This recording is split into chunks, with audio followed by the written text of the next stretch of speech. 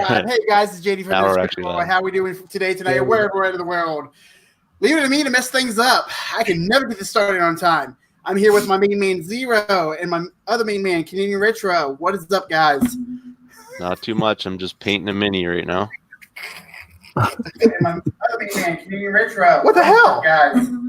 Not too much. I'm just painting a mini right now. What the? I'm getting feedback there. Me too. What the hell, guys? You can't have YouTube open while you're streaming. I don't have it open. Somebody's got it open. I don't have it open. We all got headphones on, so There we go. there you go. That was you. Yeah, that was me. I guess I had too many open. Man, you just got to get your act together tonight here. This every time. It's been, I don't know, my job and stuff. I don't really want to get into it. They want to switch our schedules over to like 410s, but they're like fireman schedules. I'm looking at it. I'm like, and when I'm going to have time with the family? Oh, you get a weekend off. I'm like, yeah, like 6 months from now. Yeah. Let me tell you something. Work when there's work, because when there is no work, no one wants to stay home, bro. Yep. I'm 100% proof of that, and Canadian can tell you right now, he's sitting at home when he'd rather be working. Trust me, bro. Oh yeah, I know. I work when you can do it, do it. I love my job. I ain't gonna lie, I love my job. I love your job too. Or working with the kids and stuff, but I don't really want to get into it. So yeah. Let's keep it light. Yeah. So real quick, I finished. Okay. That is awesome. I finished it. I could put stickers on it. I was thinking about doing that, but you know what? It's done. No, leave it like that, dude. I think it's done. It works. And it works good. So yeah. Canadian, what are you working on? I got this got weird cameras going on here, but it's like oh, is that that dragon? It's a dragon. Yeah, I'm still working away on it. Oh, that is so sweet. I'm telling you, dude, I swear to God, hand to God, I got one of those in my bits bin. Like the stuff we kept as, like, okay, we'll put this as scenery or whatever. I got one of those because a buddy of mine used to play Mage Knight. And when he joined the club, our gaming club, he brought like a huge bin of Mage Knight figures and a bunch of stuff. I don't know what happened to all the figures, but I know we kept some of the dragons and stuff like that. That was pretty cool. I mean, a ton of minis that I have are all Mage Knight things. They're so cheap. I mean, it's so worth it to just go down that route, man. Like, instead of buying official minis, that you save yourself tons of cash. You can get lots of it for like cheap. And honestly, hand to God, I stopped buying character miniatures. I'm done doing that. I don't do that anymore. I used to do it back in the day. I used to, whatever the boosters would come with, or you grab a bunch of fighters or paladins or whatever. I don't do that anymore. From now on, I just grab miniatures for monsters, and that's it. I tell the players, if you want a character I don't have a figure for, you need to go get one. You know what I mean? Yeah. Because you're chasing. You have like 20 paladins, 20 fighters, and then you got a player who's like, I don't really like those. It's like, you then, you know what I'm saying? Like, go get your own. So I just get monsters now, because that's really where, as a dungeon master, that's what you're doing, right? Like, you're controlling all that stuff. If you have NPCs that you're planning on using, generally I don't use a lot of NPCs that that need figures or things like that, unless something specific happened during a time when the players are with an NPC. Like, it was played that way. Like, okay, you're going with this paladin to go to this church or whatever. 9 times out of 10, I don't use NPCs in combat, because they're in the background. They're doing stuff in the background. They don't need to have a figure. They don't, unless something specific happens. I don't need a miniature for them. You know what I'm saying? Because it's like, he's in the back. He's killing orcs just like you are. You know what I mean? Like, it's not. I don't make it so where it's so significant that the NPC is actually handling business for the players, but I don't make it to where the NPC is actually causing problems for the players either. You know what I'm saying? Like, they're just in the background. They're doing their thing while the players are actually, because you take that away from them, what do the players have? You know what I mean? Like, why be a fighter if the paladin NPC is like way better? Yeah. Exactly. Hey, Bill, how you doing today? Thanks for tuning in. DM John. Stats. You guys are all in their stats. What's up, buddy? Hey, stats, heads up, bro. Not feeling good right now, but as soon as I am, got to hook up, man. Get together, play some games. My buddies and I we tried to do once a month board game night where we just throw dice and hang out and BS. Maybe we can get that going again soon, hopefully. Heads up. Yeah, I mainly if my players, they wanted NPC, so I told them, okay. They didn't want to go out and buy them. I'm like, okay, I'll print them up. And then they ended up paying me for them. I mean, you know, what do you need an NPC for? Yeah. You know what I'm saying? Like, I get it, like sidekicks and stuff like that. I get giving them, you know, because they're part of the story, right? Like NPCs should be part of the story. Now, if they're in a fight, honestly, if they're like in a fight and stuff, I'll have a mini there. Sup, Rivers. Mm-hmm. But you know, I'm like you. I'm mainly, if they're not fighting or anything, why build up the whole scene? Because the way I do it, I just do the battles on the board. I really feel like your players are like you're directing a movie, right? You're the director. Mm-hmm. Your players are the main cast, you know. And you got Legolas, Gimli, Aragorn, and the Hobbits, right? They're your players. But if you have some other guy in the background, you know, like Boromir, but he's not Boromir. He's just a dude with a sword and a shield. What's the point of having Boromir? Or what's the point of having Aragorn if you got that guy doing shit too, right? Like, and then you're basically helping the players solve their problems as opposed to letting them solve it. And then they don't become the focus. You know, then they start thinking like, well, let the NPC do it. And then you get that situation where the NPC is going in and setting off traps or falling in pits because no one else is like, I'm not going to die. Let the NPC die. You know what I'm saying? Yeah. And yeah, I totally get that. You go from neutral good to lawful evil in like an instant. Like, well, my character would do it. Like, okay. Bill says he's good. He's in. Right on. That's what's up. Oh, yeah, because you guys don't live that far from each other, do you? He lives in Chirac next to me. Huh. Lucky. You guys are in Illinois. I'm in Missouri. I'm in the Great White North. So that's all right, though. Yeah. You know, I have some friends I play World of Warcraft with. They're in Australia. Oh, that's easy, man. Yeah. I mean, you know, my son plays against kids from Japan on Fortnite, so. Well, I mean, like I got in my video game community, we, you know, like I've met people online or whatever, and I'm part of this group called the Cartridge Club, which is basically like gamers, all like-minded. Most of us are, you know, like adults kind of thing. Mm-hmm. And now we have basically like a meetup every year, so we end up going somewhere. So one time it was like up here at one of our game shows, and then. You know, we've been to Philly, and we were in Chicago, and next year's Portland Retro Gaming Expo, or like this one coming up. So that's gonna be in Portland. But we end up like picking an event basically and like going there. You know, everybody ends up going there.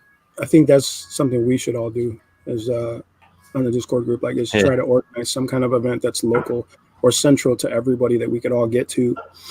Yeah. You know, set something up. I think that'd be cool. Like the Cartridge Club has members from like all over the world. Like we got members in Japan. We got members. That's cool. It's crazy. That's cool. That's got to be really hard to organize too. Well, I mean, like not everybody shows up, right? Yeah. Like it's whoever can. So we try to pick something where it's like different parts. So different parts of the U.S. or you know, so that people can attend. Yeah, I'm with you too, Cujo. That's what I was thinking. I feel the same way. I mean, you don't need more players. You need to let the players do what they're supposed to do. Unless the players. Now, here's the only time I'll let an NPC really get involved. If I have less than 4 players at any given time, then I will include an NPC that can help. You know, an NPC with stats that are actually 9 times out of 10, my NPCs don't have shit. They have a name, they have hit points, and a class, and that is it. Like bartender, Bob, 10 hit points. Like that is because the thing is, when I create, because I mostly do homebrews, so when I create a character, an NPC that's significant and has some sort of involvement in the story, they have to be there unless they die. So when the players go back, I have to have that NPC available, right? So I try to keep it as simple as possible because keeping track of like hundreds of NPCs that they're going to come encounter, you know, that's ridiculous. So like I said, I give them a name, a stat, and then, or a name, some hit points, and a class or a job, you know what I'm saying? And then from there, if like I said, if my party falls below 4 players, then I'll involve an NPC with actual, strength, dexterity, constitution, and saving throws and abilities and equipment and all that stuff, because they're going to need that help. You know what I'm saying? But otherwise, NPCs are NPCs. They're non-player characters for a reason. They're there, they're just like monsters. They're in the background, not really doing anything until they're doing something. Excuse me, I'm just saying. Well, no, it makes sense because, like, on mine, okay, so my group, I just got a new player, right? And no, he's no, he used to be my boss. The funny thing is, and you should definitely be like, you're not. Oh no. When he was my boss, he was one hell of a guy. Like, I put in for my local Comic-Con to be off 3 months in advance. You got to tell him at least one time, you're not the boss of me. You have to. At least one time. But yeah. Let's see. So Bill says, so back in the day, we used henchmen and hirelings for that. I feel like 5e is trying to do the same thing with psychics. Bill, honestly, I think they are. It feels that way because, like, the rule sets I have is the Unearthed Arcana set for the psychics, since they're official now, but yet not official. But that's what I use, and yeah, it feels like that. Because they got a base stat and everything. They're in here. They have some in here. Yeah, but they only go up to like level 6. So what? That's fine. All right, guys, I'll be right back in a second. All right. Take your time, brother. I mean, 6 level. I mean, how high do you need them to be? I mean, they should support your cast, not equal or supersede your cast. You know what I'm saying? Like, they got to be below them, because if they're at the same level, then what do you need the cast for? You know True. What I'm saying? Like, Evil says, I like my NPCs OP, then it has more impact when they die at the hands of the big bad. I mean, you can do that once in a while. I don't see that being a problem. I've had NPCs that were really OP, but they actually, to be honest, they came from old PCs that left the game. So, like, if I had a player that left, I kept their character, they became an NPC later, and that happened. And yes, it does have an impact because now the players knew this person, they knew the character, and now that person's gone, and it's an impact. But otherwise, no. I used to play games where the NPCs, because the Dungeon Master was so excited about making characters, and he wanted to make player characters that he could play, and it was like, dude, you're the DM. You should just be running the monsters and running the encounter. So he'd make NPCs, and he'd make them so fucking powerful. We'd be like, all right, well, I guess I'm just going to chill back here and let the NPC do his thing, because that's why he's here, right? And the GM would just get overboard, and it was like, no offense, Cujo. You're sitting in the background like, wow, why am I even here if this dude's better than me and this guy? You know what I mean? Like, so yeah, those kinds of games, they don't really last long. Yeah. Let's see here. What do you want, Kitty? Well, let's see. I don't know, because I'm working, like, I kind of want to do, like, my big bad guy to be one of the NPCs that's helping out and turn on them. Yeah. I mean, that's it. Okay. You're saying you make an NPC that eventually turns out to be the main villain. Mm-hmm. Surprise, I'm the main villain. How do you stop the players from finding out? Like, okay, if you have a cleric in the group, they're going to detect evil immediately. It's just a regular ability they do all the time, and clerics will do it for... Dude, they go into a bar. It's like, oh, the bartender offers you a drink. I detect evil. I'm detecting evil on that motherfucker. He's just offering you a drink. Yeah, but he's evil, probably, maybe. You know what I'm saying? And there's nothing you can do about it. You can't stop that unless you have a really, really, really high-level spellcaster of some kind to block that ability. That's just a divine ability that just happens, and it's just free for them to do. So how do you stop them from finding out that dude is evil?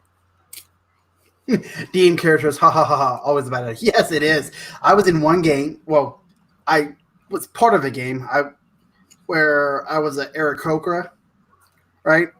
And I was basically neutral, playing my alignment, totally neutral and stuff, and very dim-witted. Mm-hmm. And my guy would do like tricks and like pull pranks and stuff. Being like, oh well, that's evil. your alignment's not evil. I'm like, no, I'm not evil. I'm neutral. And so I don't know. That game didn't work out. I'm joking on my popcorn. Fucked up. Let's see. Oh, Cujo says, I have NPCs following the group through the jungle of Chol. They haven't discovered him yet. Mm-hmm. It's fun for me to leave a little hints. I can't wait to reveal them. They're only a party of 3. I mean, it's not a bad. It's almost a cliche now. They've been playing for so long. It's not terrible idea to do once in a great while. You know, I just, like I said, my whole the overall thought process is do not make the NPCs that valuable, because you start to diminish the value of your players, unless like you're doing something like that where they need to become a player, they need to become a fourth party member, or they are the villain hiding in disguise, or whatever. You know what I'm saying? Like that does it has its place. It's definitely a story hook that has its place. I'm just saying that in the general aspect of use of NPCs, they should never supersede your players, never. Because then, you know, like I said, when you have a cleric that can do more than the cleric in the group with them. What's the cleric in the group? Why is he there? You know what I mean? And they're going to get that feeling. They're going to go home like, man, that dude's got like way better spells. He's higher level. I suck. He gets all the rolls. Like, you know what I'm saying? Like, yeah. Hey, that's one thing I didn't like, because the in this group I was in, the DM, his character, it's like, whoa, this. I know this. I'm like, how can you DM if you know this stuff? Yeah. Well, metagaming is very hard to stop. Yeah. You got to be really alert and attentive to changing those behaviors from players, and much less if the DM is doing it. You know what I'm saying? Like if the DM's doing it, you're in a bad situation already. You know what I'm saying? And I mean, that's a hard fight. Like it's hard when you're dealing with a player who's metagaming. Hey, the Grim's here. Much less a DM that is doing it and not even realizing, or sometimes they do know and they don't care that they're using that inside information. You know what I'm saying? Like my NPCs are usually pretty stupid. They're pretty low intelligence because, you know, again, you know, your wizard's got a 17 intelligence, my NPC's got an 18 intelligence. Like, yeah, we're just waiting on Cujo.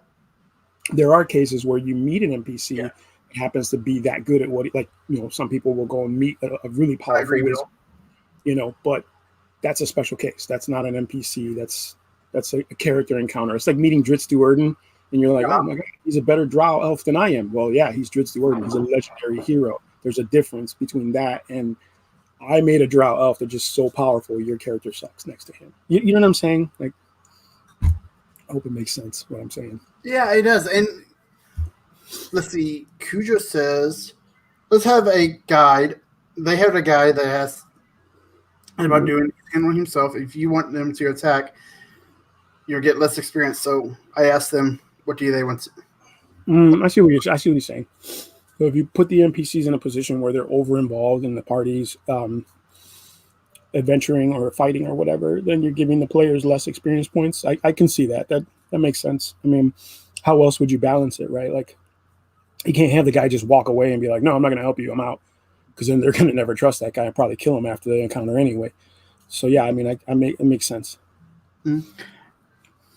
Yeah, I know one of my players last week asked if they could talk to me. I'm like, yeah, what is it? And he brought up a good point. He liked one encounter that we had. Hey, welcome back. Welcome back. Would you like some popcorn? How about a drink? That's a nice mug you got there, cuz. Yeah, you know what? I got this at a thrift store years ago. I got like 3 of these for like $2 a piece. Nice. And this one, it had a J on it. I'm like, I got to get this one. Other two had like some kind of place on it, but I'm like, yeah, I have to get this. And whenever I when I used to DM at home or play D&D here, I always drink out of this. I'm like, this helps me get in the mood. I had it for years. But my player, he's like, hey, whenever we was in that Coliseum in the battle, I didn't really like that style. I'm more like the teamwork style that you do with us and stuff. I'm like, okay. What do you mean? Slow down. What do you mean style? What happened? One-on-one battle. Player versus player? No, not player versus player. Like player versus just one NPC at a time. Like Gladiator? in Gladiator event. Nothing wrong with that. Yeah, he didn't like it, which I can understand, because he went to like against the man core and stuff. What you should tell him though is to just shut the fuck up and let it happen. Because here's the thing: if you didn't do it all the time, it's not an everyday thing. Then shut up and enjoy the experience. You know what I'm saying? Like, have a good time with it. I've done it with players that go into gladiatorial arenas. It's a cool encounter. And testing those players on their own rather than, okay, well, the wizard's going to cast a spell, the rogue's going to backstab, the barbarian's going to take a lot of damage for me, and I'm going to do my little thing. No, you got to test your own skills every once in a while. That's what that's for. That you had you got no reason to feel sorry for that encounter. That's probably a good encounter that taught him a good lesson about where he's putting his points and where he's putting his skill value. Hey, Cujo, I'll give you this cup for some Dwarven Forge. True story. The store that I shop at, Games Plus, it's not too local. It's a little bit of ways from me. I go there every once in a while. They just put on their website that they had just found an entire case of Dwarven Forge stuff. They just put it out like Caverns Deep and a bunch of other old Dwarven Forge stuff. And I was like, damn, Cujo. Wow. Bill says he likes gladiator style. Yeah, every once in a while, it's not bad, man. It's really fun to test. I don't think I've ever played that kind of way. No? Like you've never. No. I've never been in that situation, I guess I should say. I don't know.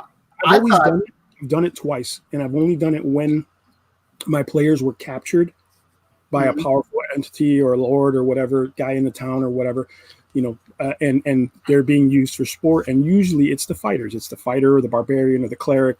Those guys that can actually scrap. I'll put them in there because you don't want to put you don't put a druid in a gladiatorial pit. You just don't, because it's a druid and they're gonna win. Like, if it's a regular dude and they're not right on top of the druid's going to win. The wizard's going to win. The sorcerer's going to win. I mean, it just takes one spell, But if you put the fighters in there, it gives them a chance to kind of let me see where I'm at with my skills. Because here's the thing, and this is just a 3.5 experience. Like, I don't know about 5 yet, but I know for 3.5, it was really important for players to choose the correct feats for their level development, right? And I would have players like fighters be like, oh, I'm going to choose move without provoking attack of opportunity. And I was like, well, yeah, that's because he's like, I'd like to be able to get in and out of combat without fighting, without provoking attacks. And I'm like, yeah, that's a cool thing. But is that your thing? Will you be the best fighter possible with that ability where you could just take Great Cleave and it doesn't matter because you can just hit everybody? You see what I'm saying? Like, and so I had to help people listen, and it wasn't like, this is the way I want to do it. This is how you should do it. It's just like, look, man, you're a fighter. Get everything that it revolves around being a fighter. You're not a rogue. Don't buy stuff. Don't put stuff in your categories that are rogue-esque or cleric-esque or wizard-esque, because then at the end of the game, when you get to 19th, 15th to 20th level, and you're fighting those monsters that you cannot make mistakes with, those feats and those skills that you chose to put your points in are going to be useless to you. And then you're going to be like, well, damn, I just didn't make it. And they're like, well, that's because at 5th level, you chose that stupid ass feat that you thought was cute. And you didn't choose the one that really suited what your character was for. You see what I'm saying? Yeah. Like, it's when those kind of, like I said, in the early stages, you do the gladiator arenas to kind of help those players. Like, did you really mean to choose that ability? Was that an ability you should have really chose? Yeah, you got sleight of hand now. That's cool. But you're a barbarian. Do you really need sleight of hand? You know what I'm saying? Like, shouldn't you have taken greater rage? Like, don't you think that might have been something more your style? Now you're kind of like a barbarian rogue. You want to be like Conan the Barbarian? Okay, cool. Now you're like Conan. But at 20th level, that shit ain't going to work. Not gonna fly. You're not gonna fly to hand a dragon. He's not gonna. They're not gonna put up. A beholder's gonna be like, "What are you doing? What are you doing? Yeah. Where's all your hit points at, barbarian? Where's all your rage at? You know what I'm saying? Like, now it's gone. So that's the kind of lesson I like to teach people, especially, like I said, gladiatorial arenas are good for that because you're testing them early, and they can be like, okay, I really need to refocus my thought process on where this character is gonna go, because that little dude over there just handed me my business, and I sucked at it. I sucked at the one thing I'm supposed to be good at. That's just my take. Yeah. I don't know. It's like I dumbed down the stats for like the Manicore and like all these other creatures and stuff for them because they're only level 3. So I like basically I basically on the stats I winged it. Cut down the attack power and cut down the attacks and stuff. For what? Everything. Like on the Manicore, I cut like the attacks in half and everything. What level is the Manicore? I tried to make it about the same level as them. No. What challenge rating is a Manticore? Let me check. I got it right here.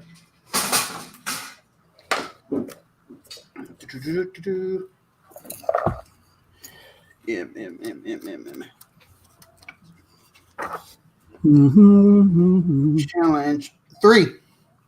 Okay, so they should be able to handle it, right? For 2 characters? Oh, no. Yeah. But no, it was basically 1-on-1. The battles were like 1-on-1 style. Wait. Hold on. You threw a level 3 player. One guy. What class was he? He's a fighter. Against a 3rd level Manticore? Yeah. Wow. Honestly, he was holding his own too. Where was he holding it away from the guy? Running in circles from it.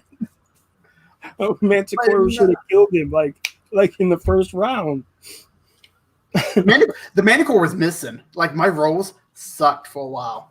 But if they were good, yeah, that dude would have died in the first round, dude. Wasn't Manicore got like 4 or 5 attacks? One of them is like the poison tail.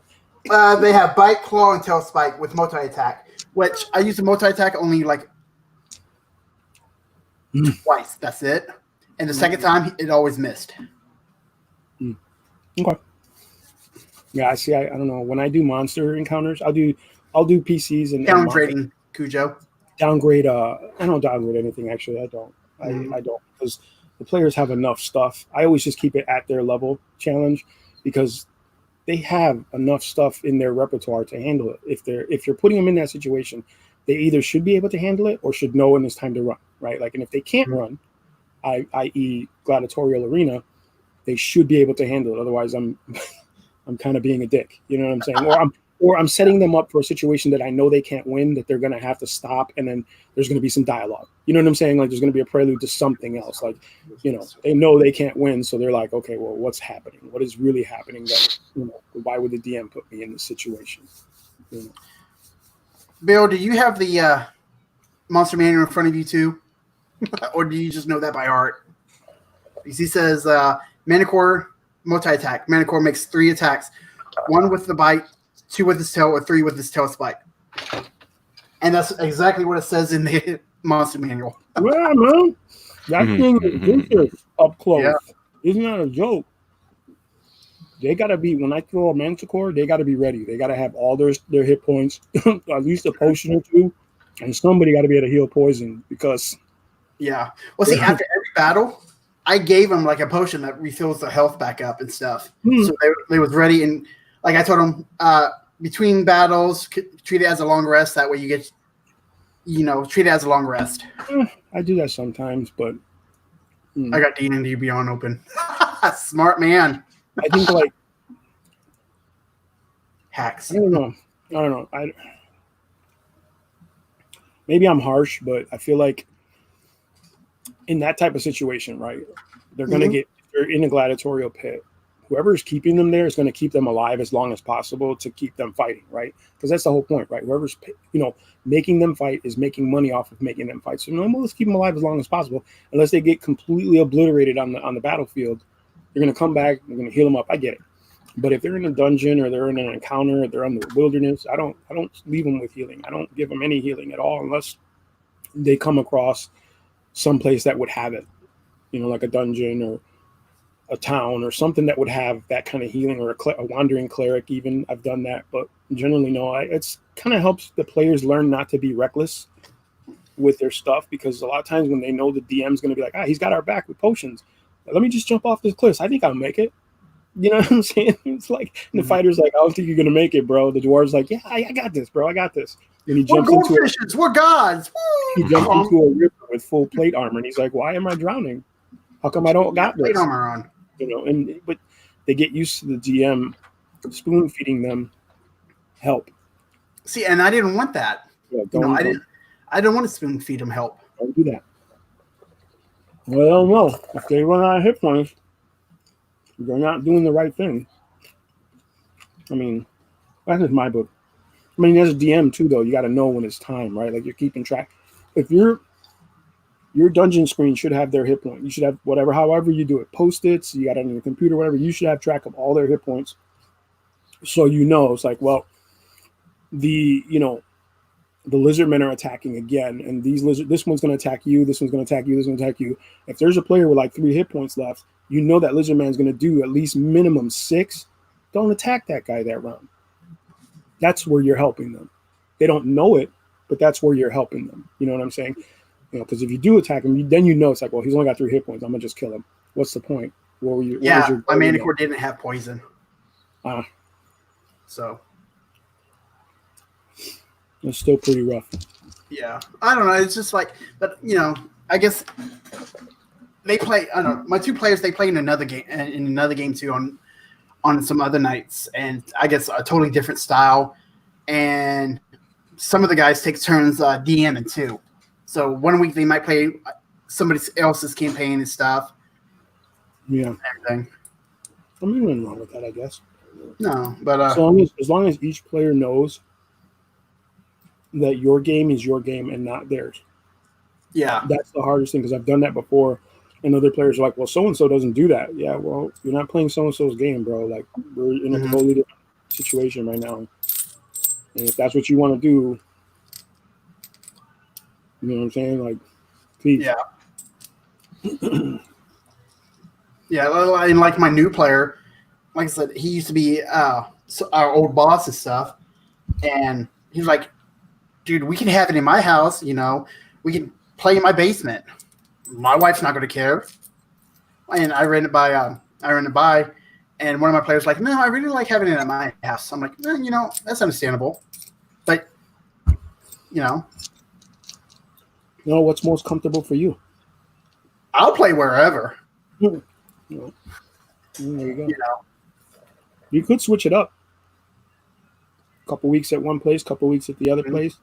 Yeah, we try to play every other week. We couldn't play last week because of the weather around here. Couldn't play this week because I said, okay, well, let's move it to next week and stuff. Couldn't play this week, this past Wednesday because everybody was sick. Oh, is that a black dragon? Yeah, I sprayed it with some black from the airbrush that I had left over because I spilled a shit ton of the paint when I was doing the damn bunker. So I decided to do some Zenithal primering on this guy. I don't play crit word like me as a DM. You know what? I just want to play and have fun. If my character dies, I had another one wrote up. I don't know. He's going to change his name from Critical to a new character.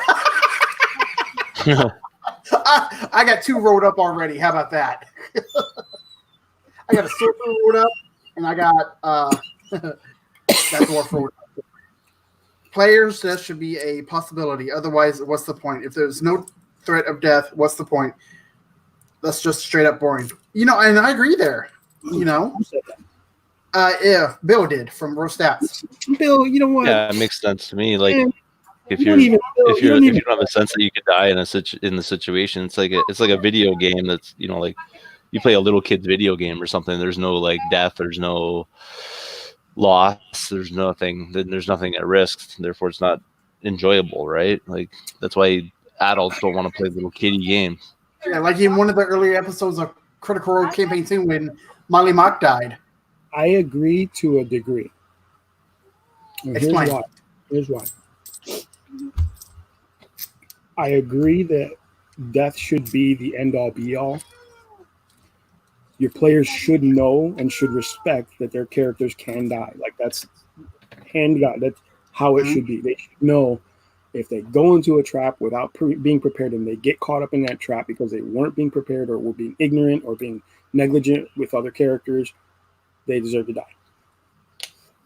I don't know if I feel 100% confident in having multiple characters rolled up, because I feel like that when I've done that, and I find that the players who have done that ahead of time are on the fence at the very beginning of the campaign about what to play, right? So they're like, I'll make a secondary, so when this character dies, I can just roll into my secondary. And the problem is like, you're really not investing anything into that first character. They're not going to invest 100% because they know they got a backup. They know so it's just like that. If they never die, there's no threat, right? But if they have 100 characters lined up, there's no threat either, right? Because they're just going to keep going. I'll just throw in the dwarf now. No, I'll just throw in the barbarian. No, I'll just throw in my cleric now. Now they're at 15th level with 3 characters that made no progression in the story whatsoever, who the story makes no sense to anyway, at all anymore either. So like I said, I agree with to a degree. And after a certain point, players are going to be so wealthy. I mean, let's face it, your players are the wealthiest characters in the entire game. It doesn't matter how big the dragon horde is. Your players are always the wealthiest characters in the game. They find treasure beyond measure. They can find it in one dungeon and just be creative. Like, all right, well, let's put this shit in the bag of holding because the wizard just happened to have one. And now they go back to town and they're millionaires. They don't have to, you know what I mean? They really don't have to do anything else. They choose to keep adventuring. But you know what I'm saying? Like when you have that secondary character, that backup character, I feel like players are like, first one doesn't matter. I got one in the chamber ready to go. So this one is not important to me, and that one's not important because I got a third one ready to go. So that's just it's a fine line. Yeah, but at the same time, your players obviously know, like, when you're playing something that if your character dies, that you're going to continue to be part of the group, like, so you're going to be rolling out something anyways, no matter what happens. Sure. I mean, yeah, there's that, or they could leave. I've had people leave because they got pissed off that they died. And it was like, well, I didn't kill you. Well, then that's not the kind of player you want, right? Yeah, around you. So. Either that or life. Sometimes situations occur. It's like, you know what? Yeah, okay, well, that's different. That's a rare case. That's not what we're talking about. That's a rare case. Well, see, like Bill just said, no. You start again at level 1. Ha ha ha! Trust me, you're invested. It's like starting over at level 1 when you have level 15 characters. Won't they be just babysitting you? Mm-hmm. That motherfucker will get scared by feathers falling. At the same time, you're gonna level up pretty quickly if you're hanging out with the 15 level characters, because you'll be in on things that gain an experience that you don't really that you didn't contribute that much to. Like a video game. You'll be the NPC in the group. Yeah. Let's see. Cujo says, "Yeah, it's a great area, but I told Hate he better make a bunch of characters because he's the tank. I love killing tanks." I'm a cleric that doesn't heal, so does that count? My cleric heals too much. I purposely to his own detriment. I purposely made a cleric that doesn't heal because I'm like, when you think, honestly, first thing that you think of cleric is, oh, we have a healer because we have a cleric. He's just a religious fighter. And that's all he is, bro. And not a good fighter. I'm just saying. I mean, what is he like? My cantrips my cleric do more damage than his warhammer. So I'm like, I don't even see the point of him having a warhammer. My warhammer does a D6 plus 1. Well, okay, so it does a D6 plus 1. I got as a cantrip. What's the name of that one? It's like flash something or whatever. I don't know. It does a D8. So yeah, but the warhammer will have potential later. Yeah. Well, see, you're gonna find a warhammer that does like D10 magical, blah blah blah. The item itself is insignificant because you're gonna keep finding better items. Well, depending on your GM, because your GM could be like, yeah, it's totally legit. It works. 18th level with a D6 damage. Exactly retro Canadian. That's exactly retro Canadian. Oh, Kuja says Chris Cleric is already dead. Crap. My cleric pretty much pretty much like throws himself out there. That's one of his personality traits is he'll help people to the detriment of himself. That's like one of the traits I gave him. Well, see, I went with one of the things that describes what he would do. So he basically has like our original DM gave everybody, like at the start, just gave them a choice of like a magical item that you have to come up with your magical item on your own, and it has to be like, it can't be like some Uber thing. Like it just has to be some sort of like, cantrippy, very like no damage kind of thing, right? So my the one I created for my guy, because of his nature, is basically like his holy symbol. He can use it to give somebody a hit point back of health, but to his detriment, he takes 2. Oh, so he's sacrificing his life for the well-being of others. Yeah. What's your constitution? Mine? I can't even remember. I don't use it that often. You better have some solid hit points, boy. The dragon is always... His third level's got like 23 hit points, I think. You know what my magical item would be? My dragon dagger. I'll summon a fucking dragon. Look at him. Look at him. You're gonna get put on a timeout. You keep that shit up. I'm telling you. Oh, let's see. Hate says that we're gonna play some old school Tomb of Horrors. We're gonna did. Oh, we're gonna die. Okay.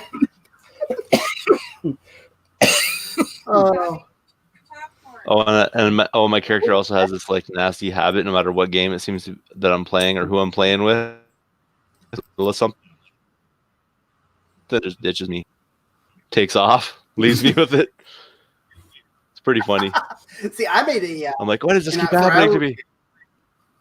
Yeah, for the game, I made a Forge Cleric. So, and what does that do?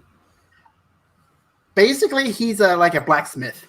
So why do I call him a cleric if he doesn't heal? Well, I got the stats and stuff in my binder. I'll just bring it up on D&D Beyond real fast. No, I'm just saying, like, why is he a cleric? If he has like he does damage through some spells. Okay, so he uses divine spells and stuff. Yeah, he uses divine spells. Have healing. Yeah. Or is it that you choose not to get healing spells? Is that what it is? No, I can make a Forge Cleric. They can make one non-magical weapon a magical weapon. Okay. And for them, they can do it once a day until the end of the day. Then they do a long rest or whatever. Then they can do it again. Yep. And later on, they can enhance, I believe, enhance armor to increase your AC by 1. That's pretty good. Yeah. He's spending a lot of time like. Oh yeah, and I can like make armor and stuff too, and I duplicate items and everything. DMs, do you guys as DMs, do you make players do those types of things, like go through the process of, like when people prep spells, do you make like spellcasters prep spells with requirements like potion, like dust and bat wings and things? Do you make them have those requirements for your spells, or do you just say, okay, you have the components needed, let's just do the spell, whatever, prep your spells? The way I do it, honestly, like I throw components out the door. If you're a magic user and you know how to do magic, or you learn how to do magic, like Gandalf, he doesn't have the components on him to do those spells. So yeah, I guess he have some components to use spells. He did. Yeah. Well, I guess he had a spell focus. He did have things to focus his spells. Mm-hmm. Yeah. But I'm like a sorcerer. Well, I guess sorcerers, they don't need that stuff. Never mind. Yeah, but I'm talking about like wizards and things that need components for spells. You know what I'm saying? Like, do you make them go through that process of collecting components, or not?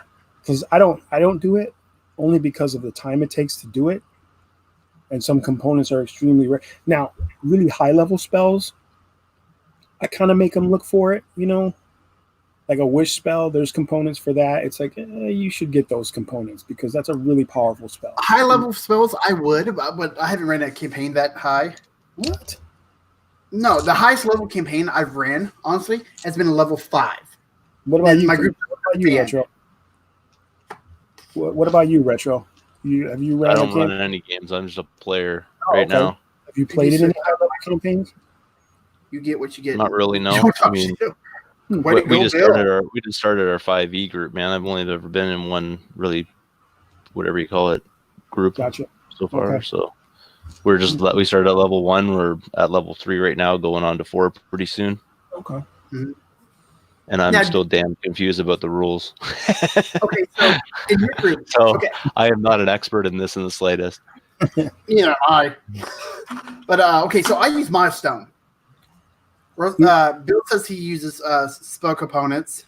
Okay. It controls OP casters. Mm-hmm.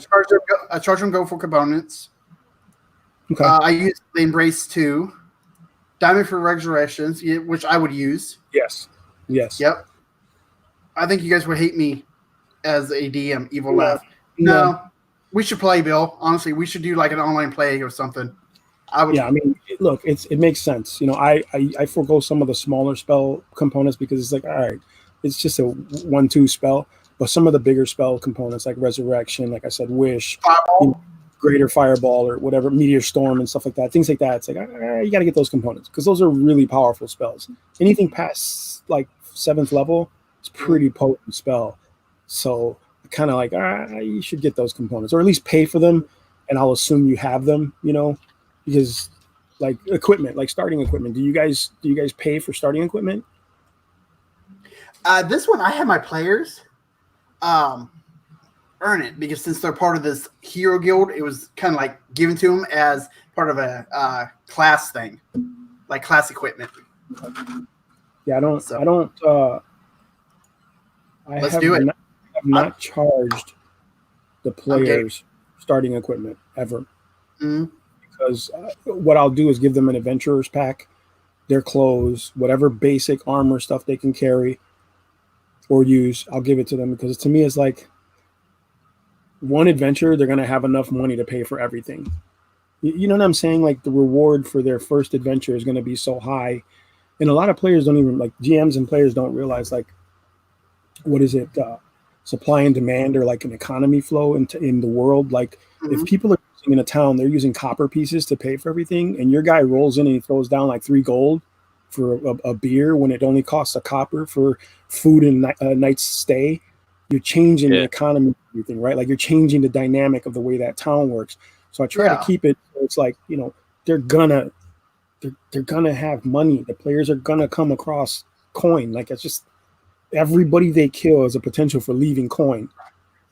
So to me, it's like starting equipment. That's nothing. When it starts to get to the point where it's like, I want this magical spear. I'm looking for this thing, like a horse and carriage. I'll make them pay for a horse and carriage because they're really big.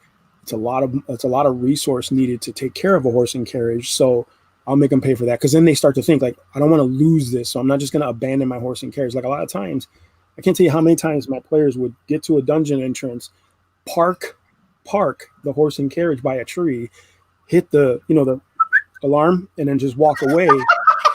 And then like 3 days later, they come out of this dungeon like, well, dude, where's my car?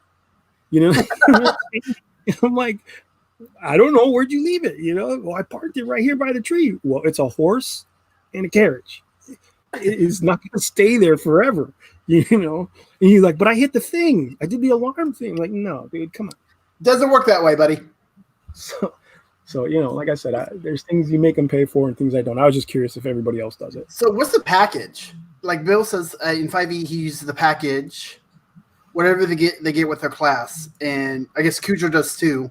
I guess, yeah. I haven't really delved into it, but I guess there's a starting package. Cujo's not feeling well, so that's why he's not on camera tonight. It's okay.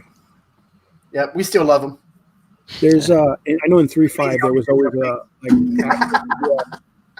if you look at the character class in the player's handbook, at the end of the class description, it'll say starting package, and it'll show you like, okay, they get a backpack or a traveler's cloak or, whatever small stuff that they get just to come out of their house. Like they actually prepare to leave their house with it. But I let the players, like I said, aside from that, I let the players go into the player's handbook and just pick the things, the other little things like the lanterns and the oil and the rations and things like that they want to just, I don't charge them for that. Cause it's like, you're going to go through that and you're going to need to buy more eventually. You know what I mean? So that should not be something that you tax them for everything. You know what I mean? Like I said, they're going to be so wealthy, it's not even going to matter. Like, so it's basically the same thing I use. I let them pick whatever, like certain things that they can use. Mm-hmm. Okay. I mean, like if the wizard says, "All right, I'm going to buy a halberd, like a two-handed halberd," I'm like, "Why?" You know, what I mean, well, because I think it'd be cool to have a wizard with a halberd. I'm like, "Yeah, okay, sure. I mean, you could try it. You're not going to be good at it, and it's going to slow you down." You know what I mean? Like you try to talk them out of like being simple with their money and their minds, but you know, a lot of times when you give the players those options, they pick the things that they need, like, you know, that they're not, you know, it's not abusive. You know what I'm saying? And you just got to keep track of that. That's all. You just got to stay on top of them, make sure that they don't. So, okay, on the experience, how do you reward it? See, I like using the milestone system myself. I don't use milestone only because when I plan a game, I plan it for a long term. Mm-hmm. So I use experience points. You know, I use encounter points, puzzle points. Like if my encounters are either, you know, physical challenges, mental challenges, or social challenges, and those are where they get their experience. There is a part in the DM's guide that lets you give experience for gold, but I don't do that because, like I said, you know, they stumble into a dragon's lair and they're just rich. You know what I mean? Like, because the players are going to take whatever the fuck they want. So, you know, I'm not saying that they're always going to come across a dragon's lair. I'm just saying, like, wealth is in abundance for adventurers. Like, I've had players like go into a kingdom where the king is like, "I need your help to do this job, and I'll pay you with these rubies." And the players are like, "All right, that sounds cool," you know. But it's like, I don't need your rubies, bro. Like, I'm rich, bitch. Like, I don't need your money. I'm just here because I want to kill some orcs and fight dragons and shit. You know what I mean? Like, then you gotta kind of make it about like purpose, about something else, yeah. Like rather than just money, right. And that's the thing is, I found too. After a certain point, players just lose focus on money. There's not. You always have that one player that's greedy and it's like, "Oh, I want to be super rich, whatever. I want all the gems," you know.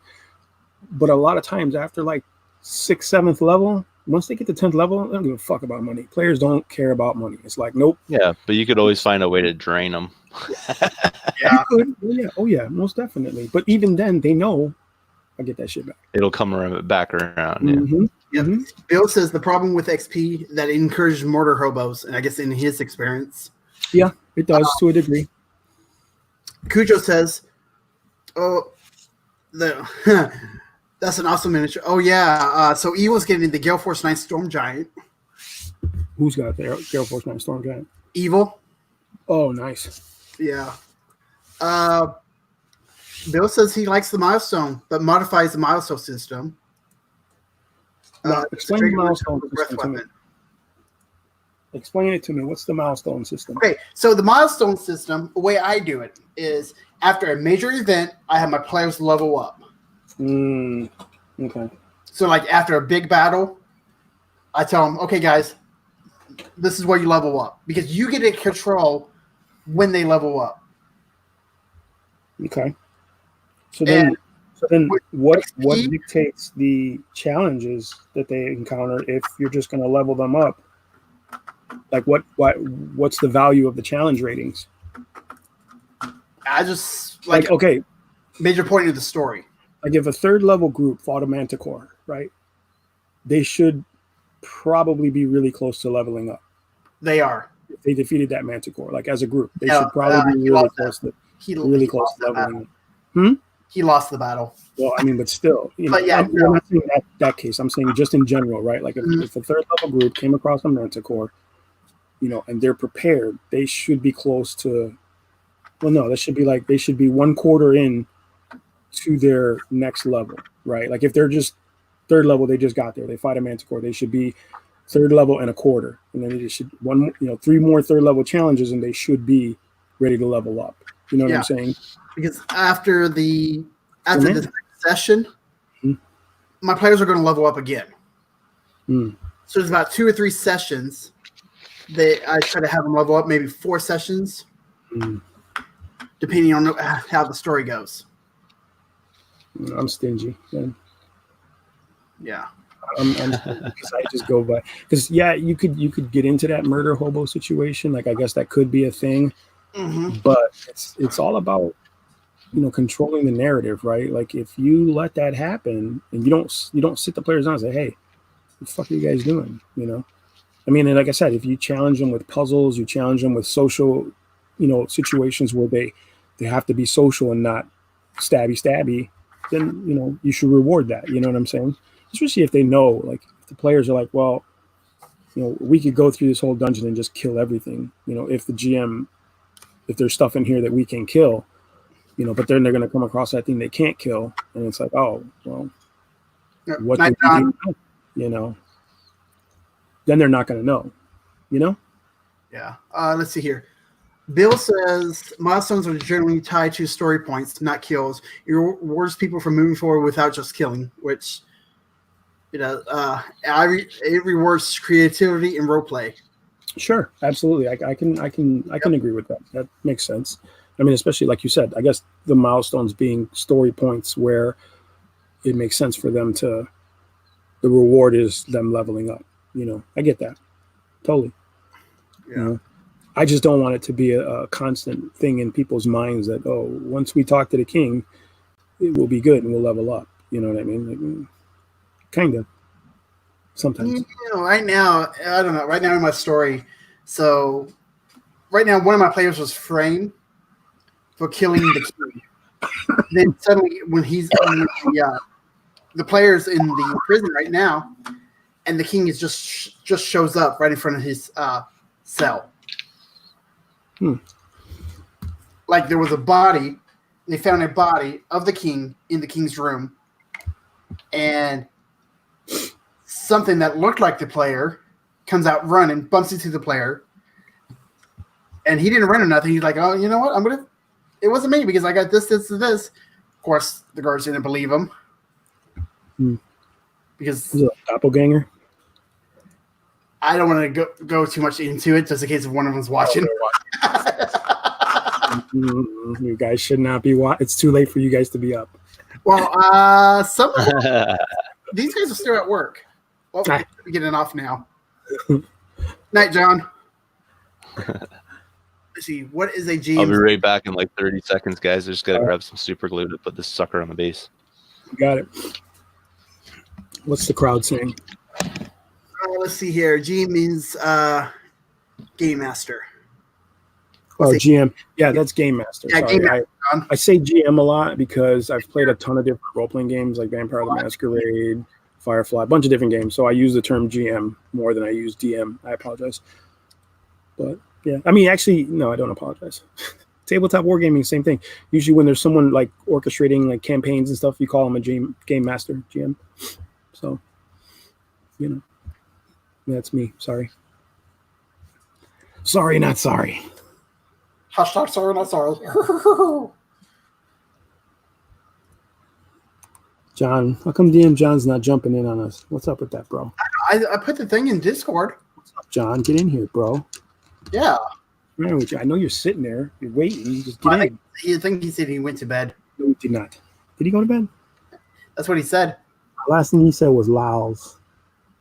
I was being sarcastic. Sarcastic? Well, then get your sarcastic butt on the damn channel. I got my new D&D hat. Yay. That is awesome. I got a shirt coming too. So from now on, whenever we do D&D After Dark, I'm going to have my... Uh-oh. Kid aggro. Yep, I better go. I'll be right back. Coming, honey.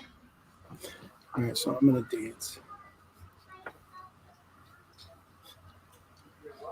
That's it. That's all you guys are going to get. Where's Hate at? Is he still on with us? Hate, are you still here? If you are, raise your hand. Yep, it's just zero, just me. I want to get John on, but he won't get on. He's scared of me or something. I don't know. Hate, I know you're at work, right? You can't get on, but you should. You should tell your boss you got stuff to do.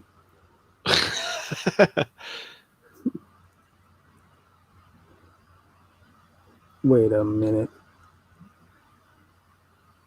Here's a link if anybody wants to join me. Join you where? 5 p.m. What the deuce?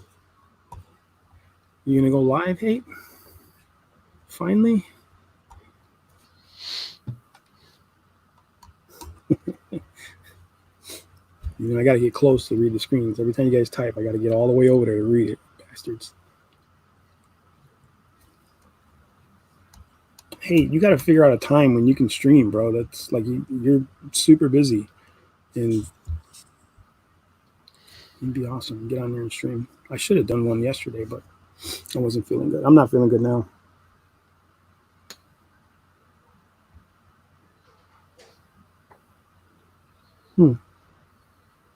Oh, okay. I see what you're saying. My bad. So that's the link for here. I wonder if I click it, I'll jump in again.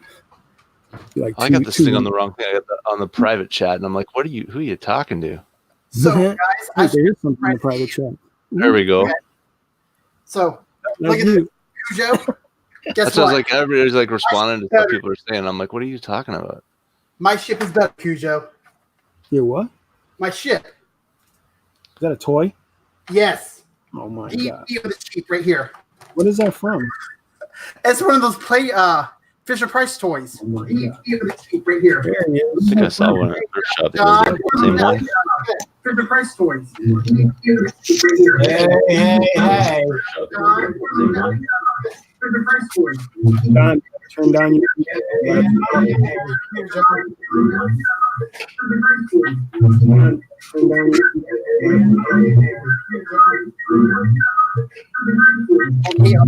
Oh, I'm not hating on it.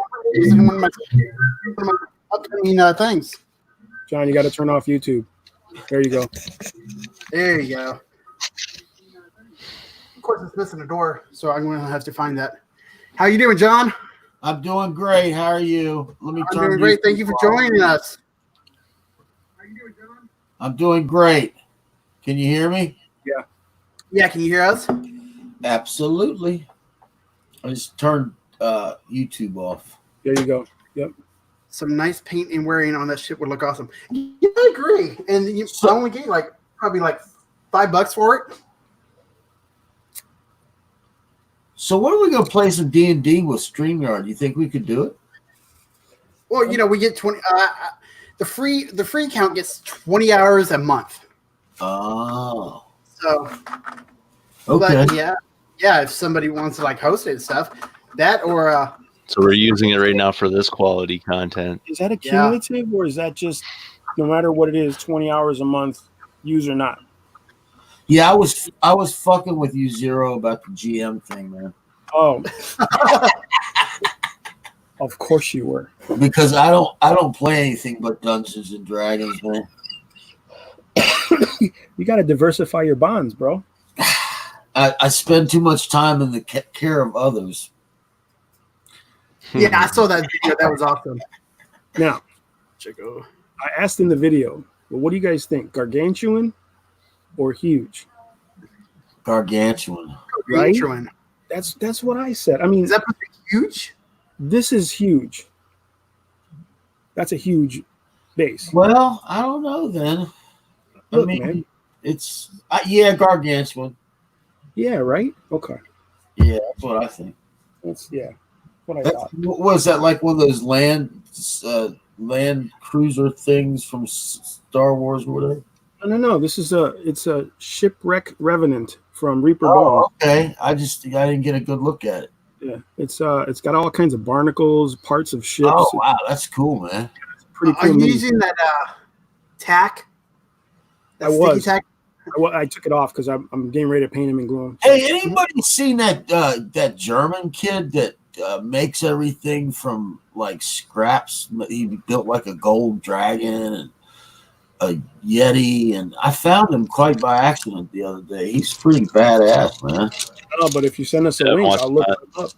I know what you're talking about. He goes out in the woods and gets bark and stuff, and man, and makes things out of oatmeal boxes and he does. Looks pretty good, man.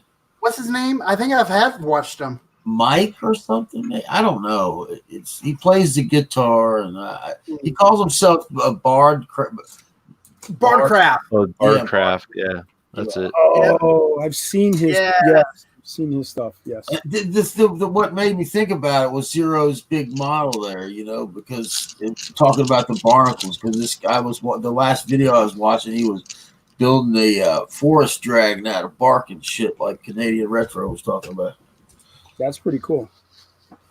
It's pretty amazing how he does it. Just cutting things up with a knife and. Yeah. What's the question, Zero? Do you guys have maps, printed out maps for the Mines of Fendelver? I got one, and that's for the town itself. So I have these two that I printed out. I have this one. It's got a grid on it, and then I got the road part. Yeah, for the goblin encounter? Yeah. But what I'm gonna do is, hold on, I'll show you guys. Hold on. I've got a map for the actual cave, the last encounter with Blackstaff. The thing is 5 feet by 7 feet. She mean Christmas. It's awesome. It's a beautiful, beautiful map. When I was running Lost Mines, I was running it on Roll20. Yeah. So I just found what pictures I needed and put them into the Roll20. Right. So I found this at Office Depot. It's giant posted. Okay. It's one of those office posted things. Okay. Is it graded? It's gridded with 1-inch grids. Yeah, I've got two of those, but mine are bigger. They're actual graph paper. This is, but they're not Post-its. You know what you can do with that? It's from Post-it, but it's just big graph paper. You know what I'm saying? I've got a bunch of that stuff too, boy. This is some pretty cool stuff. I'm gonna make some more maps. Well, listen, I've got a 5x7 of the cave, and it's like a 55 megabyte file, and it's. I'll have to show it to you, man. It's badass, man. Because we're done with it. We're done with it. I can even mail it to you, Zero. Oh, that'd be sweet, bro. Zero, what you can do with those two is like go ahead and draw out your maps, put them in a poster frame, and use a wet erase marker. Well, here's the thing. And I got this idea from one of my buddies at work. He's a newer player, and he was just like, I don't know what to do with maps. So he just started to get some crayons and some colored pencils and make his own. And I was watching this guy online. I can't remember who it was. But what I want to do is use these to make bigger, like full table size maps. Because here's the thing I noticed, like when I'm using things like dragons or harpies or anything that can fly, they're always limited by these tiny, tiny, tiny little maps, right? And if you could fly, if you could fly, you got to be honest. You're not going to be right on top. No, you're not going to be in that little area. No. Yeah, I'm going to be from over here. If I can hit you from a distance, that's what I'm going to do, right? But you can't do that in this game because the maps don't cater to that. So you could take like 2 or 3 of these, put them together, and make an entire map that the players have to move around and encounter whatever they're fighting. You know what I'm saying? You know who's got maps? Mike Shilley has got. You've got to buy them, but he makes a set of maps, and they're to scale. And you can also find them. I download them and put them on a memory stick, and I take them to the printer. And for like $10, to print the whole full size map. And the map of the cave, Wave Echo Cave, is almost as big as a ping pong table. Right. And every little square is 2 foot. It's not 1-inch squares. So you do have to use a ruler to do your movement, unless your players get used to the little squares being 2 feet. But see, you could go in there and adjust it and downsize it. I'll be right back. All right. Should be able to adjust. Yeah, cigarette. I've taken stuff to like I can bum one. Oh. Who that? It's Cujo! Oh. What's up, dude? Hey, what's up? Sick, bastard. You sickly motherfucker. Oh, he does look sick. Look at him. Got me sick. Don't make me laugh. I can't do it, man. I can't. All my stomach muscles, my chest muscles hurt like a. Yeah, I seen that ship. Where's the T-Rex? You haven't sent it to me yet. Yeah. I'm just gonna say, don't do it. You don't put a T-Rex on a ship. When I went to go to the Darwin, I looked down and I'm like, oh my god! Why do I need an expensive ship? Look at that! I can just go to the ship and buy another one. Killing them, I think. Cujo, Hey, no laughing. I'm not laughing. I'm just surprised that you decided to stream with us tonight. I know you're doing well. Well, I was feeling better until you guys made me laugh. I got your cup here. Yeah, I seen it. That's my cup, Critical. Hey, look, wait. Now it's John's cup. Jay. Canadian, what does your first name start with? My first name? Yeah. Troy. Does it start with a J? Huh? Does it start with a J? No. Oh. Nope. Sorry, buddy. You're the only non-J here. Only original names. Oh yeah, over that's here, right. buddy. We got John, Joe, and JD. Hey, man. And Troy. I bought it. The store like $2. I'm like, I can't pass that up. I like the cup.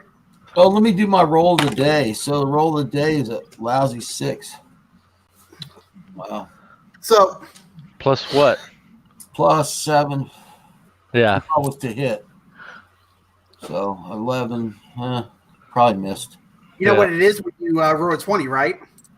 Yeah. Well, Hank rolls all 18s when he's rolling stats, and he also rolls all 20s when he rolls to hit. So it's always a critical. So yeah. So I don't know if you guys seen the video. I finally did my book video like I've been wanting to do on the book replacement. Yeah, come on. I commented on that. You know I've seen it. Yeah, that was good. I haven't seen it yet, Crit. Dude, well, let's put it. Basically, Wizards of the Coast, their customer service is awesome. Like, yeah, he's got two more books now for free. Yeah. Take care of it. You're giving them away to who? I think Zero's got one. No, I don't have one, but if he can send me one, that'd be appreciated.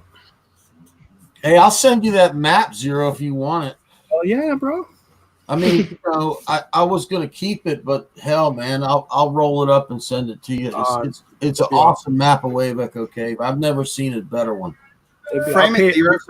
Once I'm done with it, I'll pay it forward. Either I'll send it back to you or I'll send it to the next person. Yeah, send it to the next guy in the crew. Yeah, bro, that'd be perfect. That's running it.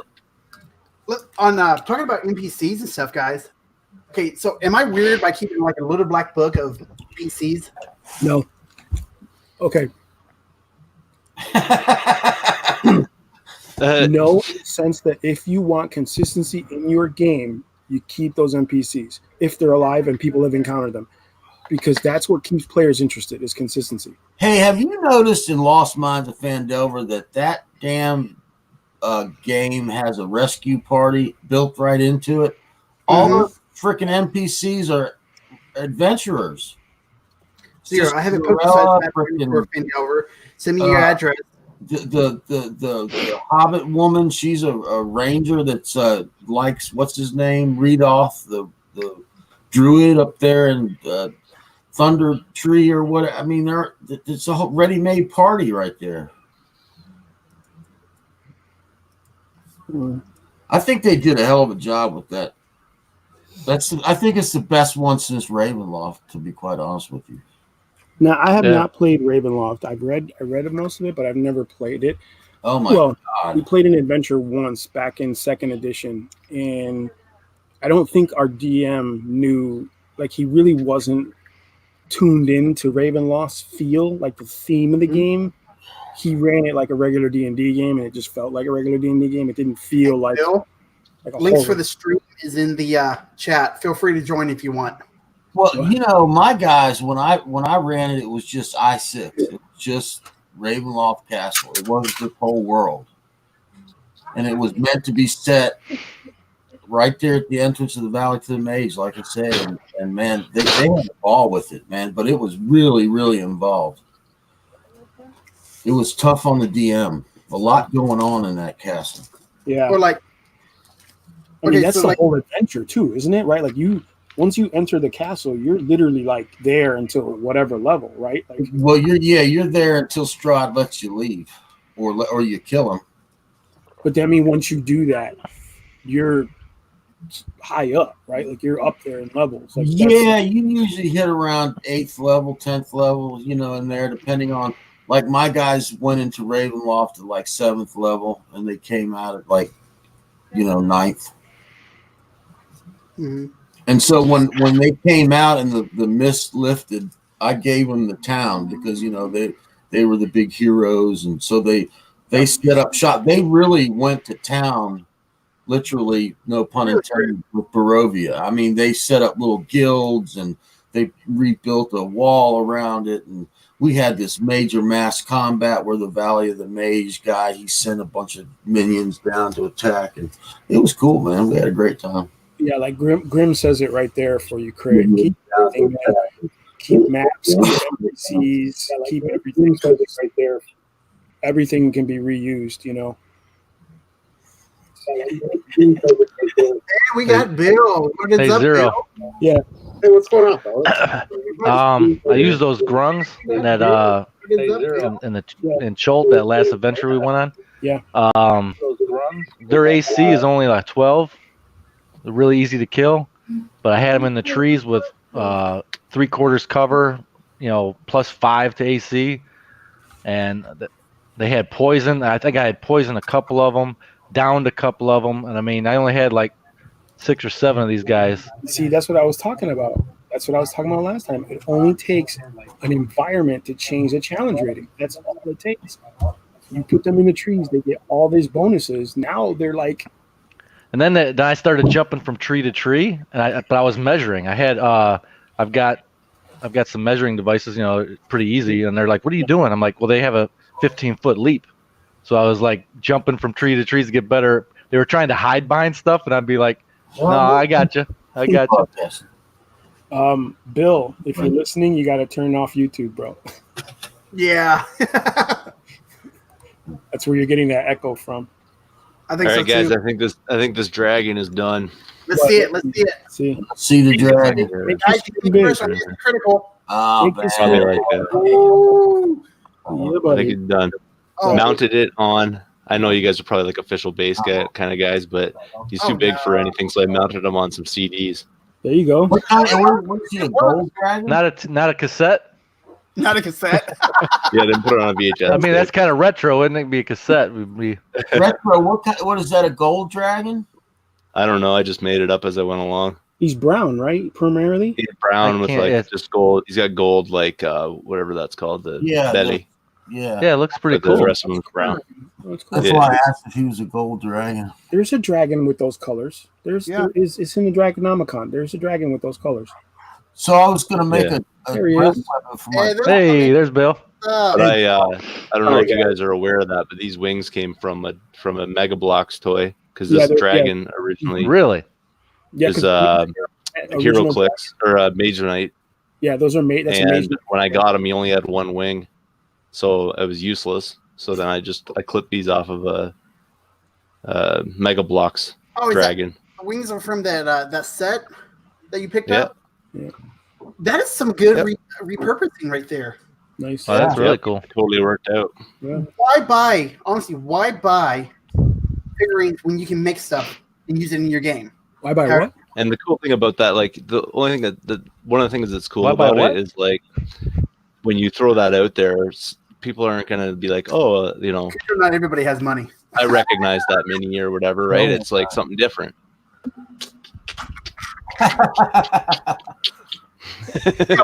Joe? I think not. I like it. I like it. Retro. No, I like it too. Oh, what's that? There you go. That's the Cragmaw hideout. Yeah, No, right. Exactly. So I got these. No, Like they're like wax poster size with the it's the full size 1-inch grid. Really? So if you want to send me your address, I used it already. I'm not going to play it again. I have the road to Fandolin, so like, right, and then Holy shit! we have. Oh my gosh, Bill, you are so awesome. I have Fandolin too. So What the fuck has this guy been? Yeah, I mean, This guy, and they're like we need you in our lives. they're really good because they're like wax covered, so they're real durable and shit. So yeah. Bro, I'll meet you somewhere and pick those up. this guy right here. Where'd you get those, Bill? Sorry. Where'd you get them? I made it. I basically took the info, I took the images out of the PDF and then blew them up in Photoshop and then sent it off to a printer to have it. Yeah, that's what I do too. Yeah. Wow. I was just telling Zero, I've got this 5x7, takes up a whole freaking ping pong table, Wave Echo Cave map. Right. It's huge. Yes, Elvis, I just seen you message that. Yeah. The Reaper Bones is, it's usually less than $1 a mini. I've already put in probably $500 into that because the ship is 100. Yeah, but then the 400 is going to be like $1 a mini, and there's some large minis for $1. See, right now I can't justify that because of my house payment and stuff and my kids. Oh yeah, you don't have to spend the 500 though. I mean, there's a lot smaller kits. You don't have to get the whole thing. $100 purchase for the Kickstarter. I think the Kickstarter itself, the core set's like maybe $100, and you're getting all the core stuff and the add-ons, but everything else, not the add-ons, but the swag, the rest of stuff, you can choose whether or not you want to buy all that stuff. You have over. You're gonna be it's gonna be like a year. Yeah. I mean, and you can just I put so much money down, and I said, okay, I got a little bit of money. I'm like, yeah, I'll throw $50 more on it. Mm-hmm. You can put a bunch of stuff in your cart, and you can keep track of what you need. And I really want that. If I can get the money before it closes, and maybe it gives me $10 a week.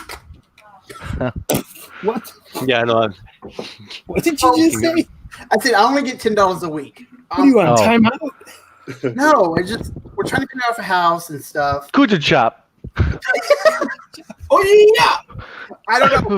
I think my wife, you could be scared. She's 5 foot even. Man, I'm scared of her. Okay? You're gonna kill this guy. I'm the one that's sick, and you killed him. Oh shit! I just can't handle it. Poor Cujo. Oh man. It's not even funny, man. I'm hurting. But yeah, it's the core set is 120 plus shipping. Oh, that's not bad. And you get 120 minis in the core set. Man, I'm finding I can't paint minis like I used to. I'm getting shaky and freaking I can't see worth a damn. Look at this. Yeah. I take a medicine. It's called tacrolimus for my after surgery. It's like a anti-rejection medication. Fucking, you know what I'm saying? And then they up the dose every so often. It's like that's not bad. I have to, you know what I mean, before I start painting, because otherwise, it's like somebody on crack painting. Have you tried taking like a rubber band around your hands while you paint? No, I haven't tried that. I've tried it too. It's not that it doesn't work. I don't like it. Okay. I don't like having that. It's just every once in a while it happens. You know what I mean? I know when it's doing you it. Like rubber band yourself to the mini? No, basically you take the rubber band, you wrap it around your hand. Yeah, like it's like your thumb and your index, and you hold, and it helps you hold straight your miniature. But like I said, when I get them real bad, I generally tend not to paint because I know that's.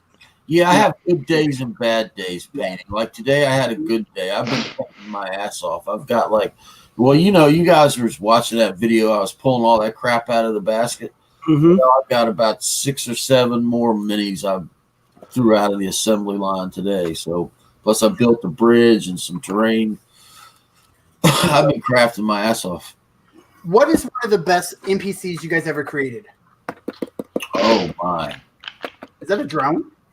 No, these are magnified glasses. Oh with an LED light that actually helps you. It really helps me a lot because I'm blind. So this, when I'm going into detail painting, this is phenomenal, and it's only like $30 on Amazon, even that. A great tool. I think I've seen those. I've never seen you wearing them though. No, I don't wear. I'm gonna wear that shit on camera. Why not? Hey, my eyes will be like this big on camera. That'd be great. Get more attention. I'll tell you what, Cujo. My next miniature haul video, I'm gonna wear it just for you. Oh, please. I'm gonna be watching that one. Me too. I'm gonna comment me like, those googly eyes, man.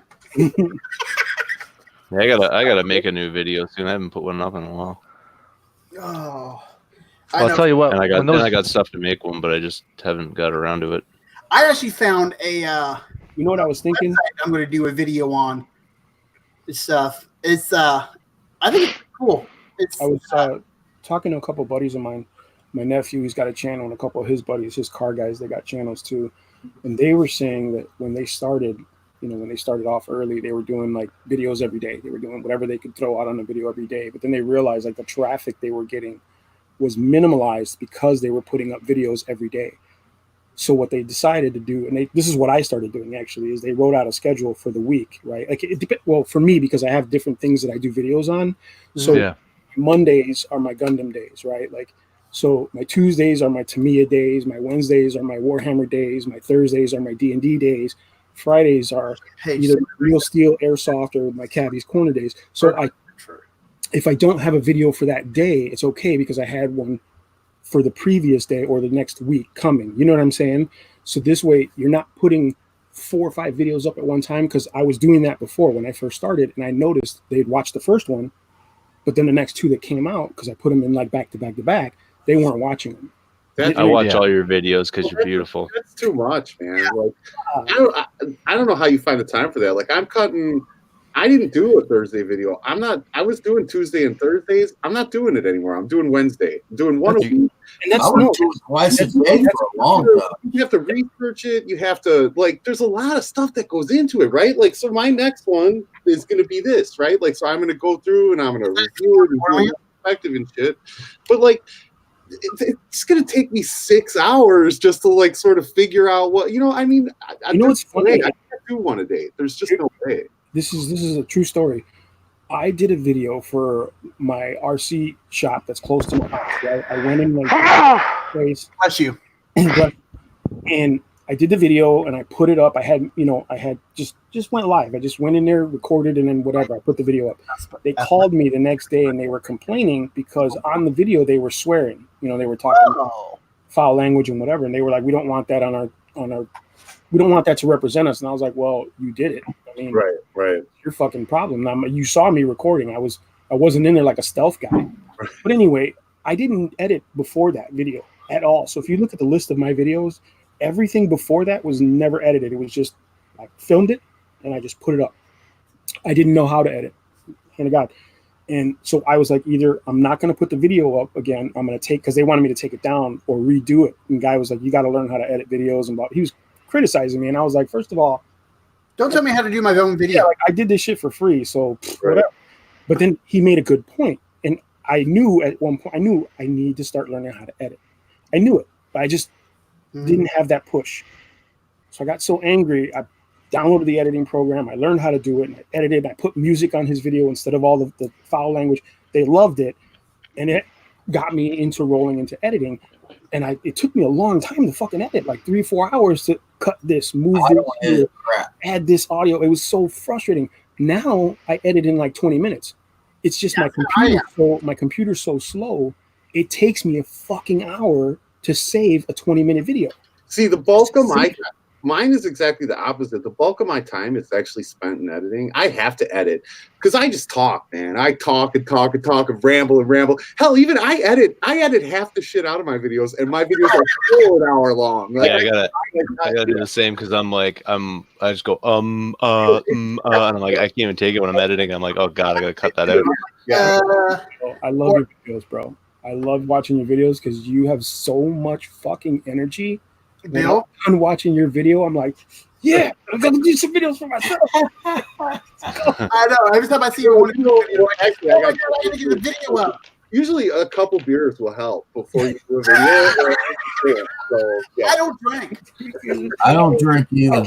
I can't anymore. John, you drank. I drink water. Not anymore, then.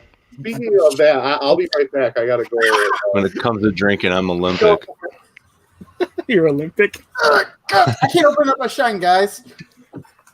I used to drink rum and whiskey and all that. I can't do it anymore. All those meds I take, I can't. I told a friend of mine to give me some moonshine. If I can find some good moonshine, I'll drink that. Dude, this stuff is strawberry shortcake. # not for kids. I have one of my best friends.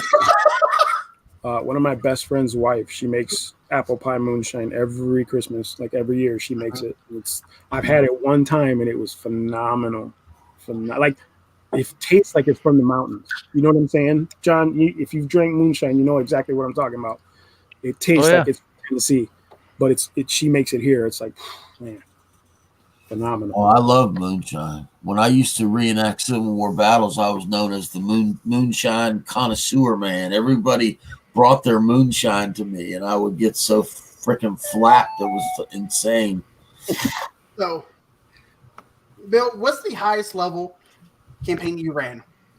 So, which system? So, here's what when you first started. For 5e, the highest that I've ever gotten, the highest that my party has ever gotten was 8th level. And I'm going to tell you why. You know, after 6th or 7th level, it just really wasn't fun anymore. And that's not just me saying that, right? That's the player saying that too. What happens is, you know, 5e, right, is really all about sort of player empowerment and making them superheroes, and they're kind of unkillable, right? And that's cool, but that gets boring after a while. It's like I was saying earlier, if there's no threat of death, if your characters are not, if they're not facing the possibility of death at every moment, like it starts to get boring, right? Like, because the whole point is if you're unbeatable, if your character has so many feats and so many abilities that is so unstoppable, why are you even playing out the encounter? Why roll the damn dice? Just say, here's your loot, man. Go on your way. But isn't it our responsibility as DMs to like make it harder? Yes. And this is my point. What I'm saying is when you start getting, I would say, to 10th level, it's damn near impossible. Your characters are superheroes. You can throw anything at them, and a good party. What I'm saying is, if they're good players, if they're experienced players, they're unbeatable. Like, it doesn't matter what you throw at them. I'm telling you, it's 5e is a game that is definitely geared in the player's favor. And that's not necessarily a bad thing. What I'm saying is, if that's your play style, if you want to be a superhero, if you want to be untouchable, if you want to be, you know, I don't know, like immortal, right? Then 5e is your game. I don't particularly care for that as a DM or as a player. I'm being honest now. This is not just me being like, oh, almighty, all-powerful DM. I, need to put the fear of God into my players. No, as a player, I don't like that style either. As a player, I want to overcome obstacles. I want to face peril and danger and like. Well, you could change it up. The exciting part instead of using the rules. I mean, because it is, in AD&D, you got killed, you were dead, man. I mean, that's why I was thinking. That's why I asked what edition are we talking about, right? If we're talking about 5e, I don't think I think the highest I've ever made it was, I think, the campaign basically, and everyone wanted to reset. The campaign basically reset at 8th level, and it was like, hey, let's just start a new campaign because, like, 1st through 3rd is where the fun is in 5e, at least in my opinion. So, yeah. I haven't ran it yet, so I wouldn't be able to attest to it, but I accept your challenge. Just so you know, I accept your challenge. And I'm going to see, because I don't doubt you, because it's very inclusive right now, and that's Wizards of the Coast's goal is to get more people playing at the table as fast as possible. Yeah. You know what I'm saying? So I get it, and I totally, in a business sense, I totally understand why they're doing that. They're trying to make money. They're trying to stay relevant in a world where digital gaming is completely dominating everything, right? Yeah. So paper and pencil doesn't attract as much as it used to. Yep. If it wasn't for Stranger Things, we would not have half the kids playing games right now. Yeah, you know what I'm saying. So, but you know what the thing about that is too. In the opposite direction is they're so used to playing all those like online or video games and blah blah blah blah blah, and it just gets boring too, right? And so they want to find something different, and that's where D&D can come in. Sure. I completely agree with DM. Like yeah. He goes. Grim says, "I ran a 5e campaign for a year. I don't hate the edition. I definitely feel like that the mechanics have a lot of power creep. One of the reasons I prefer AD&D. Okay, I haven't played AD&D. 5e was my get into. I want to play basic fantasy. if I ever get the chance, because dude, that system's like all free. You don't have to spend nothing on it.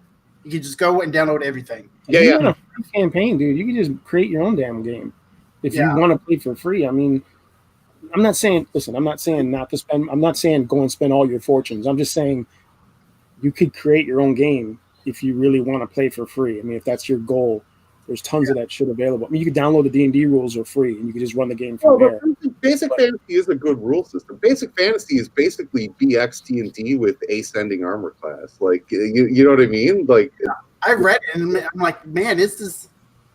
I don't know. It's like I feel like I want to try it, but none of my players wants to try it. I feel like Chris Gonnerman probably loves Tom Moldby as much as I do. That like Basic Fantasy is an homage to BX D&D. So evil. See, I played second edition. I played advanced. I played everything since Redbox in the 80s, and I think the one that I really invested time, energy, and money into was 3.5 because it had so much chunky stuff. You know what I'm saying? Like, it was literally crunch those zero. Yeah. You had to go through 3 different lists to get your final stat, and it was very math heavy, but it was really crunchy. I got my players to 20th level, not by spoiling them or spoon feeding them, but because they just wanted to keep going, and what's the next level monster we're going to come across that's going to be a challenge, and, things like that. Like, it just really clicked. It all depends on your characters that you're playing with. What's their drive? Like you're saying,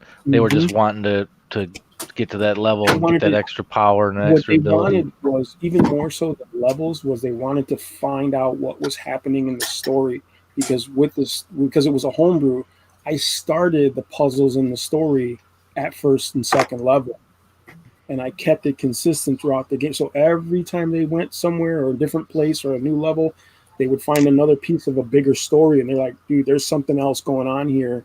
We got to find out what it is, and we got to get to that source, and we got to figure out what the real MacGuffin is. And once they did, they were appreciative of it. They were like, let's just leave it at 20th level. We don't need to go any further. That was an epic campaign. We're done. You know what I'm saying? Yeah. And, I felt good because I was like, wow, I actually finished a campaign.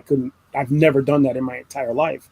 You know what I'm saying? And I've never played in a game that actually went to that level and finished. You know what I'm saying? Most games end, like you said, 10th, 8th, 10th level. Your life happens, people get bored, people get killed, and they just don't want to come back or whatever it was. But for some reason, this group, and I had people come and go. I've had players come and, to join the game in the beginning and then leave after so many levels or whatever. But, the core group stayed, and they kept, no, let's keep going. Let's finish it. Let's see what happens. What is all this about? You know what I'm saying? And that's really, it no longer became because they knew, after 15th level, dude, you're, in 3.5, you're almost a demigod. You know what I'm saying? You have so many abilities, so many magic items, so much skill. It's like there really is not much of a challenge. So check this out. You're talking about being demigod. So it was a low level thing, but it could happen at a higher level. So the bad guy had killed, knocked down a bunch of my players, and so they were overrun. So the bad guy leader just smashed their skulls, basically did the coup de grace and killed them. I mean, there was no rolling for that. He literally smashed their skulls and killed them. Now, was that your plan, or was that? No, it just happened, man. I mean, it was. What do you do when they rush in, and then they get overrun by the bad guys, and then the dead guys are left behind, and the baddies got nothing to do but kill them. So now, did they all die? No, but damn near all but 2 of them. So what I would have done, I've done this situation myself. I've gone into this place myself. So you can kill, if you're a good DM, and this situation just happened by accident. All I'm saying is if you want to, you can kill these guys. I don't care what you say. Oh yeah. Without question, you can TP. No doubt. That's not what he's saying, though. What he's saying is, if you're not intended to kill them, it's really hard to get them to that point in 5, right? That's what you're saying, Bill? Yeah. What I'm saying is you can, if you are truly an evil DM, you can kill your party at any time. TPK them, you are DM, you are God, right? What I'm saying is if you are a good DM, right? you really care about fairness, and you're caring about like building out the story, and you're caring about building out their characters, and you're caring about their backstories and character arcs and telling a good story, right? Like, it is hard to fairly challenge players above 10th level in 5e. That's what I'm saying. Okay. Yeah, I probably would agree. I like I said, Bill, I accept that challenge. I'm gonna see what it's like, because I haven't run 5th yet, and I'm going to real soon, and I have high hopes for it, because of all the player interaction, and people have told, all the reviews and all the people I've talked to personally that, yeah, they like 5th and why they like 5th, and a lot of them lean towards the player power. They lean towards it. You get a lot of stuff as a player. You get cantrips, you get spells, you get skills, and I'm like, okay, let's see what's up with this game. Right. You know what I'm saying? So, okay, so Zero, are you running the essential kit, or are you running the starter set? I'm gonna start with the starter set because it's gonna cut my teeth and cut my players' teeth. Like, I'm running the starter set for my son. He's 10. He's his first time playing Dungeons and Dragons. So if you're gonna run the starter set, Zero, shoot me an email at DungeonMaster@RollStats at your address, and I'm gonna send you these maps. I got you. I'll send you. You know what? I'll send it to you on Discord. Okay. And I'm gonna run the. I'm not in the Discord, but I'll figure it out. You're not on our Discord? No. You could be, man. Just, like, even if you just pop in every now and then, it's just say hi. Yeah. We'll figure it out. Don't laugh, Zero. But I know. But I'm like I said, I'm running the Phandelver. Mine's a Phandelver for my son, and we're gonna get cut teeth on that. But for my actual group, the guys, I'm gonna run a homebrew. I'll have Phandelver in there, but I'm running. I prefer homebrews. I prefer creating the world, and I already have a Forgotten Realm establishment with previous games and previous players and previous NPCs. So I feel like it's a waste if I don't use it. So I'm definitely going to do that. I was going to say, because if you're running the essential kit, you can basically take, even though the kit itself goes from 1 to 6, they have digital stuff on D&D Beyond that takes you all the way up to level 13.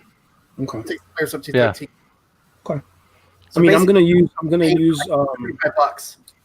I'm gonna actually incorporate the Tomb of Annihilation only because I have a lot of plans for Chult for this group. I want them to go to Chult. There's a lot of encounters I want to have there because I didn't get to do them when my first group, the one that went to 20th level, they went to Chult to fight the last. That's where they found the main villain was. It was 2 dragons, 2 twins, and they found the whole thing out then, and what they were actually planning, which was bigger than what they thought. So, but they only encountered them there. That, you know what I mean? Like, they went through a portal, they went there, and they fought the guys and whatever, but they didn't encounter Chult. And I really, really want to like dig into that realm. You know what I'm saying? Because it's got a lot of character. Okay, so basically, you like to take parts from different.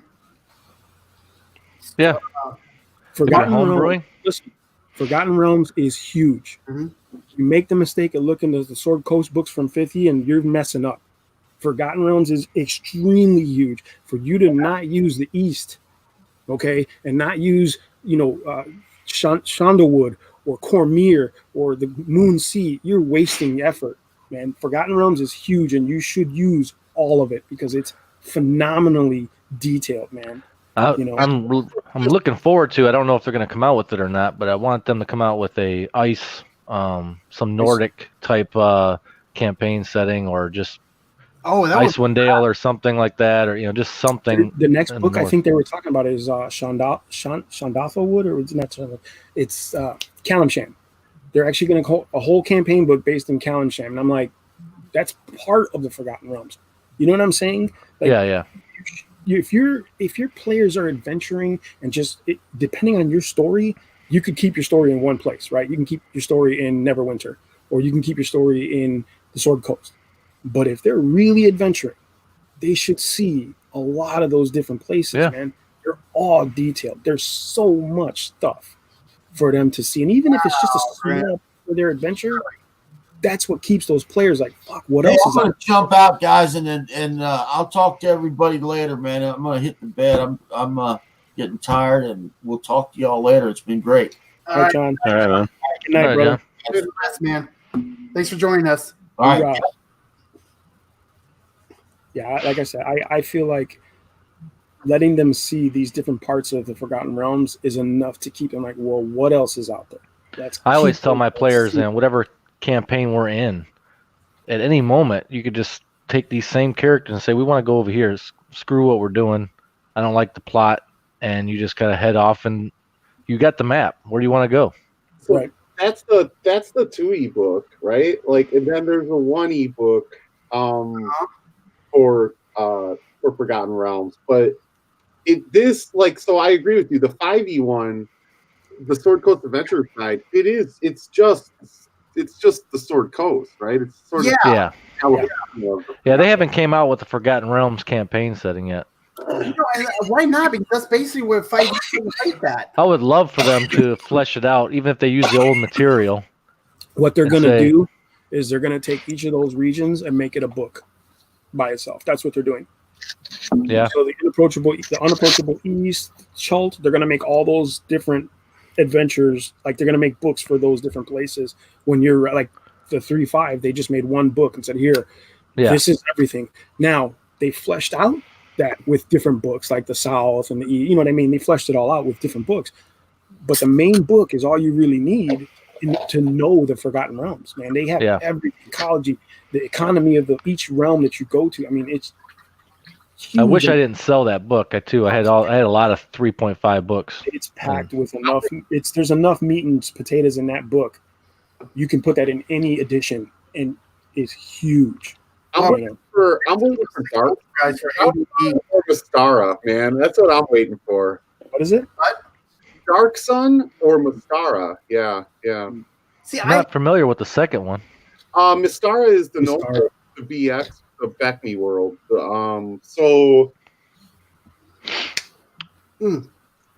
He has a book. The world that was used for the rule cyclopedia for the Beckme series for BX, basic and expert, either mold, bay, and cook, or the rule cyclopedia. So think back to the 80s, right? Like there was AD&D Advanced Dungeons and Dragons, then there was basic and expert, the BX system, but then they came out with the rule cyclopedia, which encompassed basic, expert, companion, master, and a little bit of immortal. So it took characters all the way up to 36th level. The world that was included there, that was the known world. It was Mystara or the Hollow world, right? Like, so Mystara was the known world, and then that world was Hollow, and inside there was the Hollow world. So how would you see them fitting that in? Would that be a total separate campaign? Yeah, Mystara would be a separate campaign. It should be. So it would be like Eberron, then, right? What? So it would be like Eberron, a different campaign setting? Exactly. Greyhawk, Eberron, yeah. Or the Guildmaster's Guide to Ravnica when they decided to pimp magic products in D&D, which was... Oh, yeah, that was...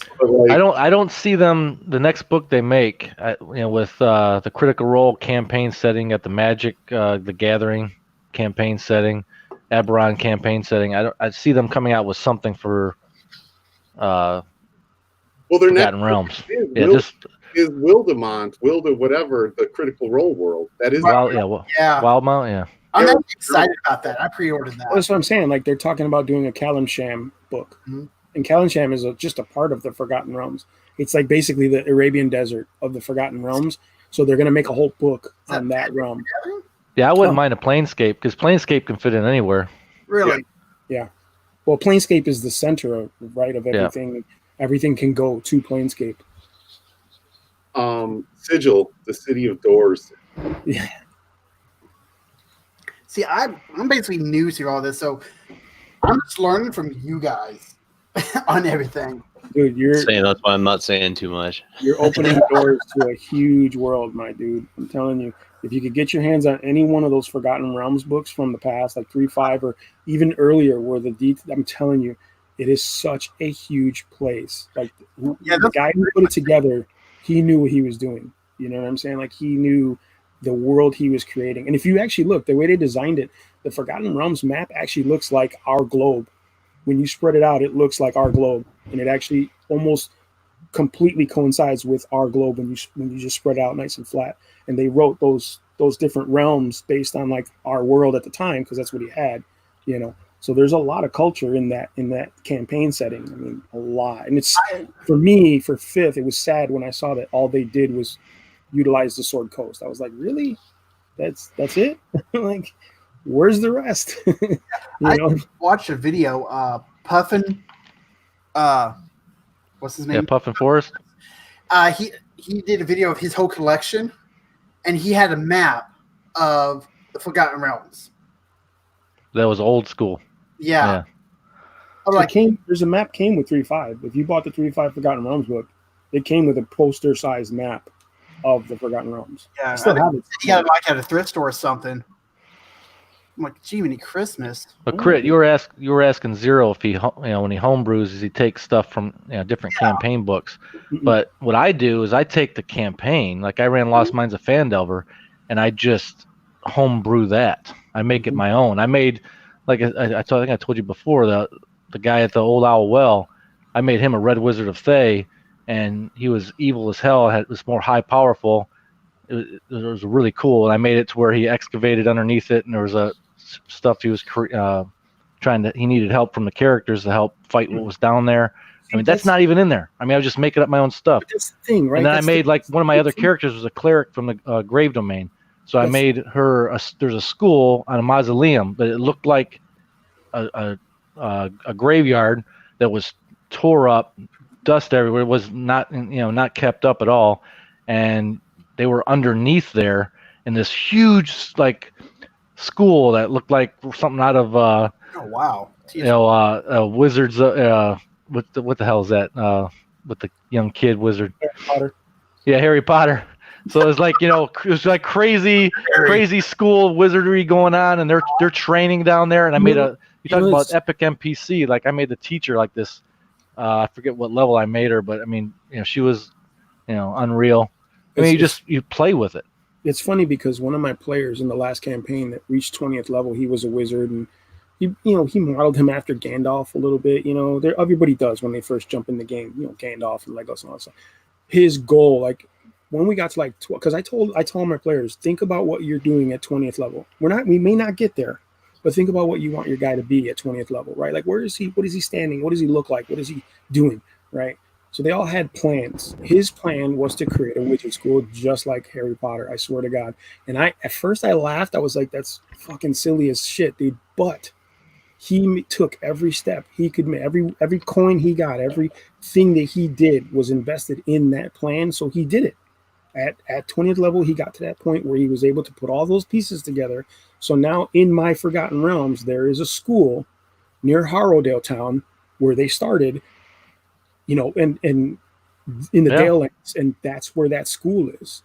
And it's a school for young wizards and sorcerers and druids and things like. And it's because there was a druid in the group, and she was like, you know what, I'll help you. That's a good idea. I'll help you do that. And they made it happen. And it was just one of those things. It's like you take the bones, right? Forgotten Realms is the bones. That book is just the bare bones of what because they can fill it all out for you if you want them to.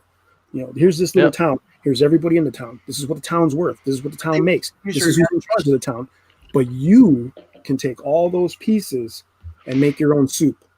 And that's what I liked about it. It was like everything's there. So if I want to be lazy, here's this town. Here's what it is. Here's what it does. Here's what is there.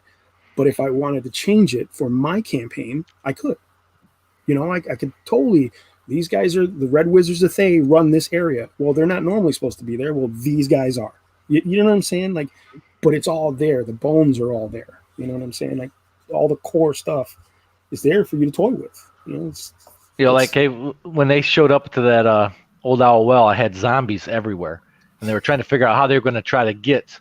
And the zombies, I said, well, they're just chilling. They're just standing there. They're not doing nothing. But I put like 20 zombies in there. Wow. And they could see the Red Wizard, doing work underneath this little thing he had set up by the well. And they were like, they didn't know what to do. They were thinking, I don't know. And so they started trying to sneak up on them. And then I had all the zombies start to come toward them. And then I had the Red Wizard kind of like put his hand up and said a couple words. And the zombies just backed off and stood there. And they were like, oh, what the hell? So the wizard there. Like this guy's got some friggin' some balls of steel here. He's a powerful ass dude. So they end up walking up to him and they'll like nonchalantly and start talking with him. But they already knew I can't screw with this guy. You know, the zombies are for low level, man. Zombies are tough. That's a tough challenge. That's good though. Like I said, if you go by what's in the book only, you'll have a decent run. You'll have a decent campaign. Do you know what the problem is with zombies in D&D? The problem with zombies in Dungeons and Dragons, what is scary about a zombie? If they touch you, you're gonna get infected. You're gonna become a zombie. There should be a mechanic in Dungeons and Dragons that you need to save versus you need to save or become infected and become a zombie yourself. If that were the case, zombies are so much more threatening in D&D than they are right now. They're just like sort of ambling dead people. Like it doesn't sure they can swarm you and maybe try to overwhelm you, but they don't have no real damage, right? Like, I mean, they're just stat bags, right? Like they just keep getting back up. There should be a chance of infection. There should be a mechanic built into zombies because that is the point of a zombie. That's what makes a zombie frightening is the fact that you could become infected. Absolutely, I agree. I mean, you can do that. There isn't a mechanic. My character is probably going to become a were-rat. Yeah, I mean, I got bit in the last session. No! You can definitely. I'm like, do I need to be researching lycanthropy here or what? Like, and the guy's just like, you can if you want. And I'm like, well, I don't know, is it going to ruin it? Like, I kind of want to play it out. Yeah, that should be a thing. Yeah. I mean, you could in the rules and the monsters manual has rules for that. There's a whole section. Well, at least there was in 3.5. There's a whole section for creating abilities, changing abilities. Like I said before, I've said this before in our casts. My vampires were not just the stat block they were in the monster manual because I was like, no, vampires should be more significant, and I'm going to do this to change that up. And people were like, well, you had those rules lawyers like, well, it should be able to do this. They can't walk on water. I'm like, well, you shouldn't be reading the monster manual if you're a player. Yeah. Exactly, right? Rise, motherfuckers! Like, here you go. And I mean, it's not about me versus them. It's just more like I'm gonna do this so that it makes the monster make sense, and it's more of a challenge for you guys, and you'll appreciate it in the end. You'll be like, holy shit, those vampires were rough. It wasn't like what I expected. Same thing with zombies. I mean, if you want to create an infection, you can, but that's a definite. You think about it, right? That's a game changer, man. But it would be cool though. Like I'm just saying, I think it would make it really cool. And I agree, like making vampires not just like some sort of undead monster, but like actually giving them person. Okay, so the difference between a vampire with an I, and a vampire with a Y, right? Like VAMPIRE, yeah, scary. Like you know what I mean? Like yeah. Totally, I get it. No, I totally agree. Like I think the highest level vampire I had could walk on water. He could be out in the sunlight, and people were like, "What? He should be dead. That doesn't make any sense." The monster manual, I'm like, shut your ass up. Yeah. You're dealing with the Lord of Vampires. You honestly fucking think sunlight's gonna bother this guy? Come on, right? Come on. Do you want it to be? Because he could be gone right now. Would that make your story better for you? And the players would be like, "Well, yeah, shut the fuck up. Let me drive the bus. You guys just ride along. I'm driving." If I remember, I remember hearing a story. And like not all like the original vampires was not affected by sunlight. Only the vampires after them. Depends on what mythology you follow, right? Because Dracula wasn't affected by sunlight supposedly in some scriptures, but they had weaknesses, right? The wooden stake, the water. There were certain weaknesses, but Dracula didn't have a lot of those because he was the prime. The prime or the paragon of vampires. So everything else was lesser after him, so the water and the holy water and the symbols and stuff like that. Like he could take a holy symbol and be like, yeah, that's cute. The other vampires be like, oh snap, holy symbol. Hey Bill, in the older editions, the ones you like to play, I don't know if the BX or AD&D, when does the character feel overpowered? I mean, you said there's one example, you can get the 32nd level or whatever. How does it compare? 36. That actually takes you. So 36 level, you are now immortal, right? So like Beckme was basic expert, companion master, and immortal. Like that, you basically became a demigod. But in basic, like if you say 10th level, you start to get like super powerful in 5e. Where does it relate to the older editions as far as like when you start getting to that? Is it because you only get a little bit of incremental growth over time? So here's what I will say. I think it correlates. I think that probably 10th to 15th level, most systems, you start to become a little bit OP. And what else? The only reason that I think that and I'm not going to say it's worse or better because that's a judgment, right? Like I'm not. Yeah. The reason that I don't necessarily prefer modern games, at least modern D20 systems, right? Is because of the power creep. Because there are so many feats, and so you got to remember, in AD&D there were no feats, right? What the fuck? What the hell's a feat? Like, well, what are you talking about? Yeah. Like there are no feats, there are no special abilities, and that sounds like, oh, that's going to be boring, right? It's actually more exciting for the player because it is more dangerous. That element of danger is what makes the game. I think that looking at a 5e character on paper looks really fun. You're like, oh man, look, when I hit 20th level, I get 4 stat increases and I get all of these feats and special abilities. And all that looks fun, but in actual gameplay, I think that the funnest time that a character has is probably first through 5th level. Like, because they're worried constantly that they're going to die. And that, at the time, that seems stressful, but also that's the fun of the game, right? The fun of the game is that it's a dangerous game.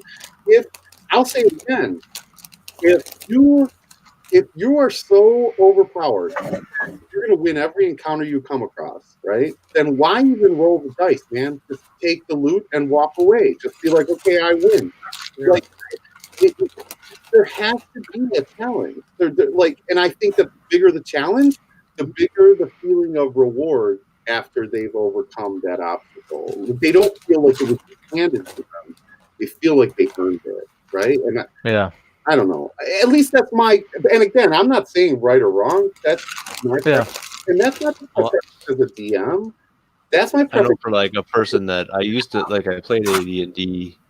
Well, I played 2nd edition, but like back in the day when I was a kid, and then I just got back into D&D like basically March of last year, right? So I started looking back at 2nd edition, started playing that a little bit, and then got into 5th edition just because that's what everybody's playing. So that's what got me into it. And I'm like, roll up my first, or I'm sitting on my first like session 0 basically with my group, and I'm like rolling at my character, and I'm just like, okay, so I can do more in 1st level than like any of my characters ever been able to do in AD&D ever. Exactly. I was like, you have cantrips that do damage. I think what went down damage was regular spells. Like see the thing that happened was, I think when you started, like because I came from Red Box in the 80s, and when I built a cleric and my friend built a cleric, they were literally the same class. They were literally the same character minus the name and the description, right? And that happened all the way up through 3.0. I mean, even in Advanced Dungeons and Dragons, you could go and boost certain skills up over another, and your assassin would be, okay, my assassin has better speaking skills than he does, writing skills. But the bottom line was that assassin was just like the other assassin. It was up to the player to completely change the personality and dynamic of the character. It wasn't until 3.5, and I think the reason they added the feats was so that I could make a fighter and you could make a fighter, but we could focus completely in different feats that would make us different fighters. But I completely disagree, because why do you have to rely on mechanics to make your character different? You and I can roll up 2 characters and have the exact same stats and both be fighters and have the exact same thing, but I can roll my fighter as a Viking, and you can role play your fighter as. That's what I'm saying. That's exactly what I'm saying. Anything to do with stats, it doesn't have anything to do with mechanics, man. It's role playing. Like sure, no, yeah, absolutely. I mean, but then in the core of it, when it comes down to the numbers, right? Like when you break it down mathematically, we're the same. There's no difference. And I can comment on that, Bill. That most, especially younger players that you're bringing into the game, I can tell from both my sessions. One of them, they're starting to loosen up. They don't really role play their character. They are playing the game. They're having fun. They're killing monsters. They like it. It's fantasy. Yeah. But they're not. I kind of prod and push them because I try to role play the NPCs. Yeah. And they like it and they laugh and it's great. And I try to say, hey, if you can start using character voices and I'll understand when you say it like that, then that actually happened. Yeah. But if you just say it out loud and I'm like, I don't know if you meant to do that or not. Are you saying you just hit that guy or what? So you don't have a lot of role players nowadays. Maybe you do if you're playing with a lot of older guys, a lot of people that played a long time. That maybe they're like good role players. Yeah. But we don't get a lot of role play. And it's the difference between role play ROLE and role play ROLL, right? Like if you're relying on your stats and your feats and your character build to define you and make you who are, man, you're missing the point of the game. Absolutely. But what I'm saying is like I've had players who were mathletes in school. You know what I mean? These guys had awards, and that was their game. But for them, the game was, let me see what kind of build I can create that's perfect. I'm going to use that word because I don't want to say OP. I don't want to say just perfect for them, right? And that was their goal, right? Like I built the perfect character, And then you had other players who were like, I don't care about stats at all. I just want to fucking get into my character and role play. Yeah. And there's a good and bad for each of them, because I've had players, like I said, the role players are like, well, I do this, and it's like, okay, we'll roll. And like, well, no, I just do it because I explained it good enough. Like, no, that's not how it works. And then you have the other side where it's like, well, I literally rolled like a 3, which basically gave me a 25 because I built this character like perfect. So suck it. And you're just like, all right.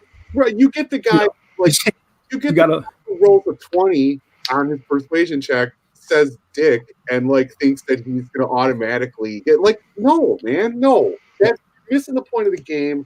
That's like I always tell people always tell me like, oh, I rolled a 20. I'm like, okay, but it's not an attack. That's not a critical, bro. I never done this before, but in my last session I had the bard trying to convince the guide to not head one direction, to go take another direction because he had a different agenda he wanted to take care of. But he did such a good job at the role playing and trying to say, hey, let's go this way. And he went for like about 5 minutes, and I said, okay. And he said, do I have to roll anything? I said, no. I mean, you explained that very good, and you convinced me to go that way. In that case, I would have made him roll, but I would have made the difficulty extremely low. Based on his role playing, based on that's his reward, right? Yeah, you got to roll because everybody has to roll to make things happen in this fucking game. But I'm going to reward you with the difficulty being so low because you did such a good job. And he was a bard, so I knew he was going to pass it. When you have players that do that, you reward that, right? But when you have those guys like, well, I rolled a 20 and I said suck a dick, so he should agree because I rolled a 20. It's like, no, that's not how it works. You know what I'm saying? Like, I don't reward that kind of behavior. So my players learned early on, like, they have to put that effort in. There were times when I was literally like, and I'll be honest, I was unprepared for a situation. And I'm like, all right, I'm going to take 5 to get this ready. While I'm doing that, you guys handle business, right? So I would look up after a couple minutes and I'm like, that's your cue to role play amongst each other, because they just sit there like looking at me or looking at themselves or whatever. This is before smartphones, and they were just like, what do we do? And I'm like, that's your cue to interact. Why don't you tell him where you're from? You know what I'm saying? And like, if I keep telling you guys this, you're missing the game. It's not just let's roll for initiative. It's not just interaction though. I guess what I'm trying to say is my point is back to mechanics and feats and stats and things of that nature. I played BX and I played AD&D, and I've played a Viking. I've played a barbarian. I've played classes. All of these classes that special feats and abilities are built around now. Like, there was no barbarian in basic D&D, but I played a barbarian. I didn't need feats or special abilities or mechanics to play a barbarian. You just play a barbarian. I didn't need feats or special abilities or mechanics to play a Viking. I just role played a Viking. Like I don't like it was a fighter at heart, right? Like it was basically a fighter, and you role play it. Why do you need feats? Why do you need mechanics? Why do you need special abilities to make your character different? You make your character different. Let me ask you this: what do you think of the 5e, the different stats for the different barbarians and stuff like that? How do you feel about it then? Do you like it or just not like? I know you say you don't need it, but I'm not a fan of feats. Not a fan of it? I'm not a fan of feats at all. And it's actually even not just feats, but abilities. Like you can rage and all that stuff. I mean, not just but as a player, I am not a fan of feats. Like I'll take the stat increase instead of the feat. I don't care. I'm serious. I don't need a feat. I can play what I want to do. I read the feats. I don't like them. To me, it makes them too OP. I think what they did was they made it easier for players to jump in, and that's a good thing and a bad thing, right? Good thing is more players, more product put out, more stuff for us, right? Mm-hmm. Bad thing is you've got players who are so spoon fed, they have no idea, like you said, they have no idea what it's like to role play through something, or to have to actually work through something to create those types of classes, right? Like because the cleric is built for them. Right. So in its essence, what they did was like, here, we're going to build the shit for you. Right. We're going to make you a fucking barbarian. We're going to give you your rage. We're going to give you your fucking stat blocks. We're going to give you your, 2-weapon fighting, whatever the fuck it is a barbarian gets. We're going to give all that shit to you. So now all you got to do is fucking roll dice and role play. Like that's it. But players. But they're not role playing. That's not. Those are not. It's generation, man. It's the newer generation. They're hot with this, okay, and in this it's all done for you, right? Like when you plug in your game, that character's already built for you. All you have to do is hit A at the right time. That's all you got to do. That's the generation that's playing the game. That's the generation that's actually working new games. But that's my point. I guess what I'm saying is those feats and abilities don't make you any more of a barbarian. All they're doing is giving you special power. It's like 4th edition. Basically, like 4th edition sucks. You want to be a special person, you want to feel different, and like you want your award. Well, okay, here you go. Here's your freaking award for picking the barbarian class. You get to roll a 12-sided dice. Good for you. Whatever, man. Bill doesn't want to reward snowflakes. I have a question, Bill. That rules compendium, what edition of D&D is that? So this is Back Me. Again, this is basic expert companion master and immortal. So is that like first edition AD&D, second edition? So back in the 80s, no, this is Back Me unto itself. So back in the 80s, there were 2 separate parallel lines of Dungeons and Dragons. There was Advanced Dungeons and Dragons, and there was, the Back Me rule set. Well, before that was the DX, basic and expert rule set. And before that was the Holmes basic set, and then before that was OD&D. So yeah, TSR was kind of crazy back in the day. The problem was what happened was, so when Dave Arneson left TSR, he sued TSR and said, hey, Dungeons and Dragons, was partially my idea, and I want some money for this, and so TSR had to run 2 separate lines. They put out Advanced Dungeons & Dragons because they proved in court that Advanced Dungeons & Dragons was not Dungeons & Dragons. So Dave Arneson got no money from Advanced Dungeons & Dragons, but they had to, by legal order, keep another set. So this is really this is sort of Arneson's line, and then Advanced Dungeons & Dragons was Gary Gygax's line. So, yeah. So, okay, so like me, I'm actually thinking about getting that book and reading it. I would go to DM's Guild and get the print-on-demand version of the Rule Cyclopedia. I actually, and I'm not just saying this here, I encourage everyone to read it. I think I'm going to go on record right here, right? Like I'm on record. This is probably the best version of Dungeons and Dragons that was ever created. Right here. And it's all in one book. One book. You don't need 300,000 books. This book is a monster manual. This book is a Dungeon Master's Guide, and this book is a player's handbook. And this book will take you through to 36th level. And this book will teach you how to do mass combat. And this book will teach you how to build castles and strongholds. This is all you need. One book. And the Bible doesn't even do that. You'll play for the rest of It doesn't have any feats though. It doesn't have any feet. It doesn't award special snowflakes. It does. I don't like it. Then I don't like it. You had to take one book on the island. It would be the World Encyclopedia does have skills, so yeah, you got that going for you. No, sir, I don't like it. Book on the island, a deserted island. Would it be that book? Yes, this is my Desert Island book. This is one. If I could only pick one game, it would be this, because this is everything, all in one book. All in one book. That's all you ever need. Bill, you got to join our Discord so you can share those files with us, bro. I will. Yeah. Make this guy a beholder. Hey, Bill, I feel like a grumpy old man. Like, get off my lawn. Well, Bill, if you join, even if you join the Discord for a minute, you can hop on to my campaign that I got all the guys in, and you can make a character on D&D Beyond, and I have every book on D&D Beyond. Nice. And you can really play with and see what you can build at the 20th level if you want. I will. Because I know you love playing 20th level. I'm going to create a character build that will break the game. That's my goal. That's my ultimate goal.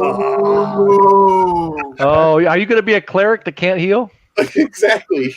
Yes. Sport cleric. Yes. That's pretty game breaking right there. I have to be. I told you that. That's going to kill me. So yeah, a mystic turtle. Okay. Now you guys are killing Cujo here. I love turtles. My new player, he printed me off the turtle package because he wanted to play a turtle, right? I'm like, okay, well, I told him. Well, I asked him, what do you see yourself as? He goes, you know what? Leonardo. Playing the spellcaster, I would play a cleric. I'm like, okay. Donatello. He goes. So first thing you told him is don't heal, don't take any healing spells, and you'll be the perfect cleric. Because that's what I would build. Fuck healing. I told him. Do not pick life cleric. Yeah, he picked a life cleric. I'd be like, bro, potions just fall from the sky, dude. Like, we don't need healing. So none of my players are actually watching this, but he came up with this idea that maybe well, no, potions aren't falling from the sky. It's 5e, not 4e. All right, let's.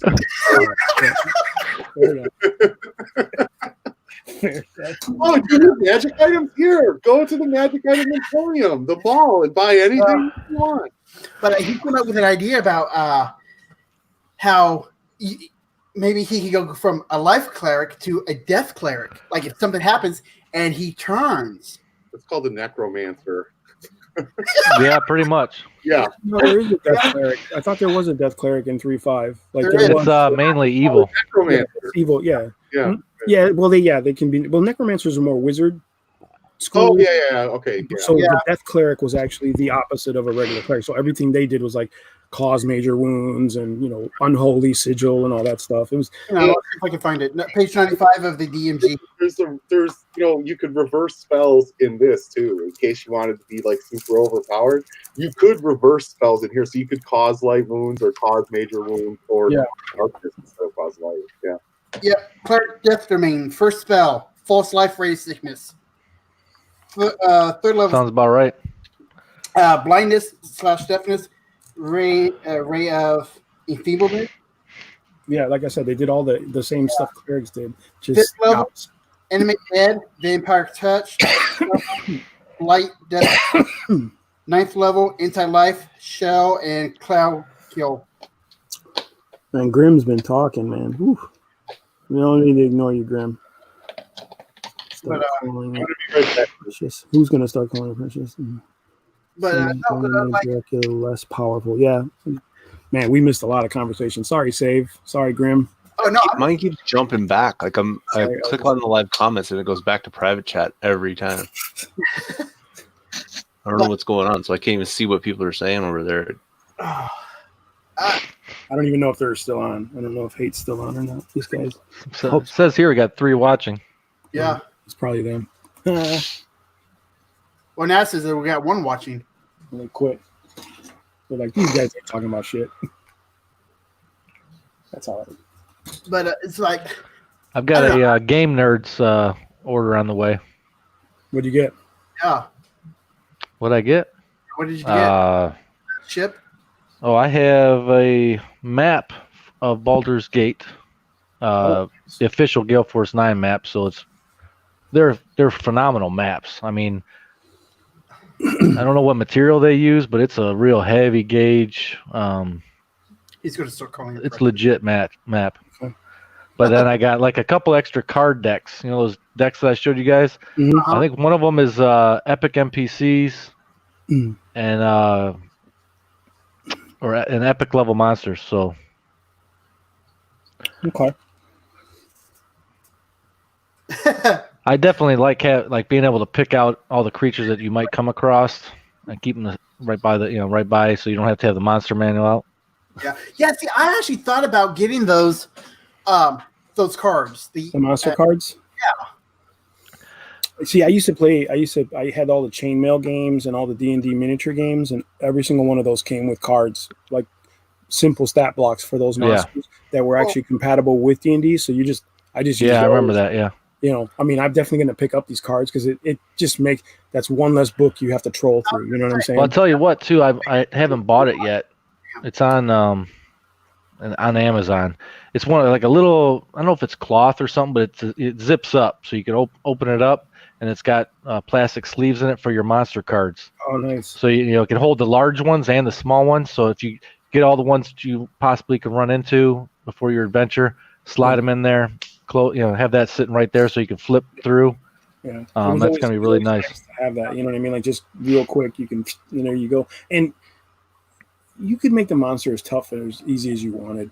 He his original book, his original rules encyclopedia too. He has the print on demand and the original. Who? Bill.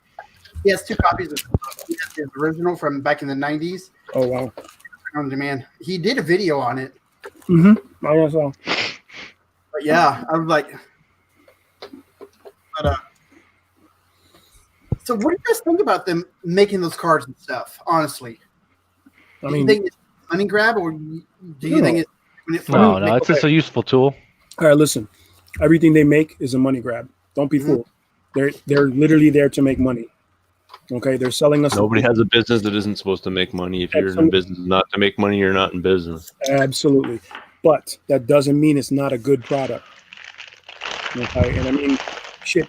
In Warhammer, there's books. Okay, and we have huge books. Like tons of fucking books. With this book here is all stats. It's upside down. Doesn't matter.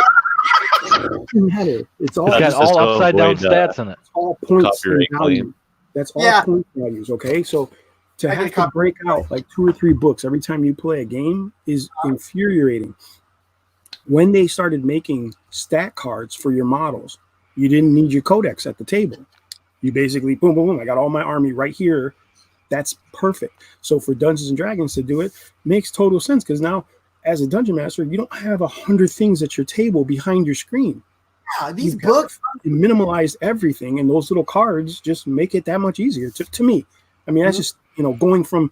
I used to use Post-its for initiative and monsters and stuff, and I used to use my laptop behind the screen just to get to the monster manual and go, okay, what was that ability again? Cards all on the card. It's there. It's done. Math is done for you. Now you can just focus on running the encounter and the adventure. All right, so I just saw Evil Elvis' comment, and you're right, man. This is my precious. I know. Now you're making me want to get one just for the hell of it. You got to cut the light down. I need some fish raw and wriggling. Hey, what would that run to try to get one of those books right now? $20. It's like $25 for the hardback. This is an original though. This is that's your original. This is my original. This is going to cost you, $100. Well, I don't want a precious. I just want. But you could get the print on demand. You can get the print on demand for, I think it's like $25, $28. Yeah, but that's for the hardcover. Like you could get a soft cover. Like what's the name of that book? It's the Rules Cyclopedia. Yeah, it's on Dean's Guild. Yeah. I see that book at a. The soft cover really. You guys have half-price books up there in Illinois, but I see that book for $50. But if you saw an original of this for $50, man, you should have bought it. Like, it was twice that. Water damage. It's going for like $63, $64 on eBay. What you like? Here's what we need to do, and I'm serious. We need to set up like a BX game, a Beckme game. Just try it. Like, I will DM it for you guys. Just try it. Like, just try it for a couple sessions and see what you think. I'm telling you, it's a great game. It's kind of game where, like, there aren't like a ton of mechanics. There aren't a ton of like special abilities and feats. It's rules light. You'll pick it up within, in an hour. Like, you'll know how to play. I'm telling you, it's a great game. It's a great game. I think that you can get us to probably play it, but I can't see telling my players, hey, would you like to try this old edition that's, you're not going to get hardly any crap. You're not going to get any abilities. You're not going to get any feats. You're going to really suck as a player. No. Hey, does that sound good to you? You want to try that? You want to be like a water boy? Just play it like 5 water boys, and then eventually maybe you'll get like a spoon to put in that bucket so you can stir the water. They're gonna be like, hell no! That sounds like a fun game. Why don't we try that? Let's try like no powers at all, no abilities, no feats. Go into it with that's if that's like how you try to sell it, then yeah, they're not gonna like it. But they're not gonna like it. Here's what you do: you gotta challenge them. You gotta say like, look, I love you're a D&D player. You think you're a real Dungeons and Dragons player? Show me you're a Dungeons and Dragons player. Play it old school. Like, that's exactly what you got to do. DM, absolutely. Draven's Crystal is a phenomenal channel. He actually did do a review. I actually just sent Dave. I dropped it in the mail the other day. An original copy of the basic set. I picked a new one up at a garage sale. $2.25. I picked up a brand new freaking copy. Oh man, I love to get a basic set. I was surprised for Dave, but so I sent him my old set because he's starting to get into BX now. Dave's great, by the way. I don't know if I'm allowed to do this, but yeah, Draven's good. I'm shocked that he's subscribed. I'm not gonna lie. So I just sent him a copy of.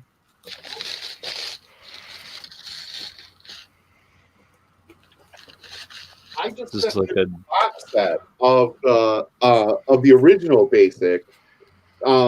This is okay. True story.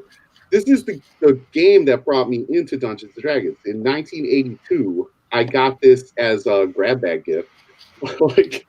And I opened it up, and this is really what sort of launched my D&D career. This is the Mold Bay rules, right? So, before this was the Holmes rules. Eric Holmes, the blue cover, the blue box, which really was a revision of OD&D. So think of the original book, books that included chainmail. The brown ones. Brown box, right? Holmes sort of revised that to introduce new players, and then Tom Mulvey revised the Holmes set, into this, which is the pink box. And then there was the blue box, and I just did a review of the blue box, the expert set, the other day. And then this takes that even further. So basic and expert were the 2 box sets that came out in BX. This actually included the companion rules, which took people from 15th level higher, the master rules, and then the immortal rules. So. I'm going to have to save up 3 weeks to get that book then. Just honestly, get the print on demand or get the PDF from DM's. It's really I'm going to get it on demand. Hats off to Wizards of the Coast. I'm not trying to be a corporate pimp here, right? But hats off to Wizards of the Coast for actually keeping the old stuff still out and in print and not just pushing, 5e, right? So, yeah. Fair enough. Do they own DM's Guild and Drive Through RPG? Oh, they absolutely do. Yeah, right. Yeah. Do you think that they would allow all that content and not be part of it? agreement. If own DM skill. Hey, Zero, no jokes, buddy. No. To carry those products because that's not like OGL stuff. I'm trying not to laugh every time. That's own stuff. Yellow. Listen, he's making me laugh. It's not my fault. This is not actually my precious. This is my precious. This is like part of my precious. This is actually my precious.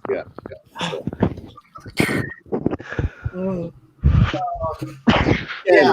Get off my lawn, kids! Like, this is why I do this live stream at late at night because I know there's no kids watching. Yeah, well, there you go. No, but no, actually, yeah, I'm gonna get that. As soon as I get it, Bill, I will let you know. I'm being serious though. Like, look, I am not a Discord person, right? Like, I don't. Are we a family-friendly show here? I feel like I keep. Yeah, it's not for kids. I am not like I don't even know how to stream, right? Like I'm not a Discord guy. I'm just not, right? Like so, but I will join the Discord if you guys promise that you're gonna play like at least just play one damn session of BS and just see what it's like. Like into the Discord and into the Tabletop Engineers.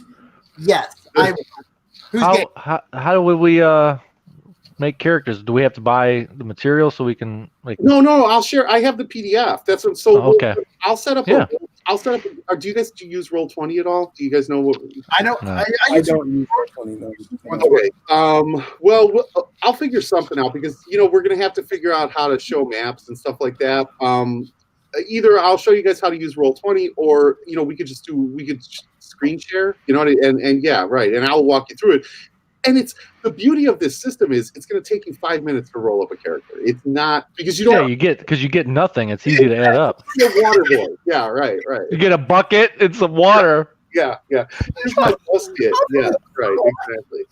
Okay, is that extending armor class or descending armor class? It is extending armor class. Hey, if you're a cleric, you get holy water. We're playing 3d6 down the line in order and descending armor class, and you're gonna like it. Now get off my lawn. Hang on, I gotta shut the door real fast. Well, I'll tell you what, I will definitely give it a shot. I'm up for trying whatever, so I'll definitely give it a shot. Okay. You don't have to join the Discord or not. I mean, we'll hook up whatever way we can. I'll give it a shot. You know what I'm saying? I just think, if I invited you for the Discord just because of your content, your creative ability, what you do, just like what we do, you know what I'm saying? So even you're not on there much, it's not a big deal. You know what I'm saying? It's easier for us to do these shows and communicate what we're doing so that we're not stepping on each other's toes with our channels and stuff like that. See, I kind of feel like the odd man out though. I feel weird because you guys are all like crafters. You guys are all like not. No, I'm not either. I started all this in March of last year. Listen, I'm fantastic. You guys would laugh. I'm great. I'm up here. These guys are down here. Let's see. I got my 3D printer last June. That's not crafting. That's not crafting. If you notice, most of my stuff is like high tech stuff. If you're not building that shit yourself in the 3D CAD, it's not crafting. Okay? Pressing go does not make you a crafter. Okay? I'll be like, look, guys, look at my stick figure that I drew. What do you making dice towers? Yeah. What did you think of this book? Have you had a chance to look at that I love one? that book. That book actually has a bunch of old school adventures. Yeah. That's why I was bringing it up. That I love that book. And okay, let's talk about that for a second. Okay. Here's another thing with 5e, right? Like, and again, man, don't think that I'm slamming on 5e because I'm not. I swear I'm not. He's slamming on it. The thing with 5e is all of the campaign books that they put out are exactly that. They're campaign books, man. These are like 1st through 15th level, right? Yeah. D&D used to be adventures. It used to be like you're going to gain like maybe one level, and that's what Yarn Portal was. Here's my thing: like Ravenwood is great, Curse of Strahd is great if you're playing a Gothic horror campaign, but you can't like drop that into your own campaign. That is a whole campaign, right? Yeah. I want because my taste tends towards Zero's taste, where I want a homebrew. I build my own world. So what I do is I take pre-written adventures, And if I didn't prepare, if I'm being a lazy DM that week, right? Like I'll take a pre-written adventure and I'll drop it into my own world. You can't do that with these 5e books because it's an entire damn campaign. Like that's why I think my two favorite, I'm going to tell you right now, my two favorite 5e books that were put out are the Yawning Portal and the Ghost of Saltmarsh because they were like small little adventures that you could drop into your own homebrew world. Gotcha. Like I actually would like to see if I could make one request of, to the WotC gods, right? Like, hey, Mike Burrows, man, if you're listening to me, like, I know you're not, but like, if you were going to listen to me, like one of the 3 people watching, make more books like the Yawning Portal, make more books like Ghost of Saltmarsh. So, yeah. I thought, originally I thought that's what they were going to do was just make small adventures like they did previously to give you fuel for your home brews or fuel for your full camp. You got Ravenloft. If you choose to play Ravenloft, you can drop these little modules in there to accentuate that game. But yeah, I didn't realize that they were creating when I saw the Ravenloft book, I was like, really? That's a whole world. Like, okay, I get it. I mean, but then it was like, all right, then we're doing this world. Now we're doing this. And it's like, okay, but how are we supposed to flesh out one? How are you supposed to fit it into your own? Like my own, I have a homebrew world that I've been building for 30 years now, right? Like Helving Wealth. This is my world.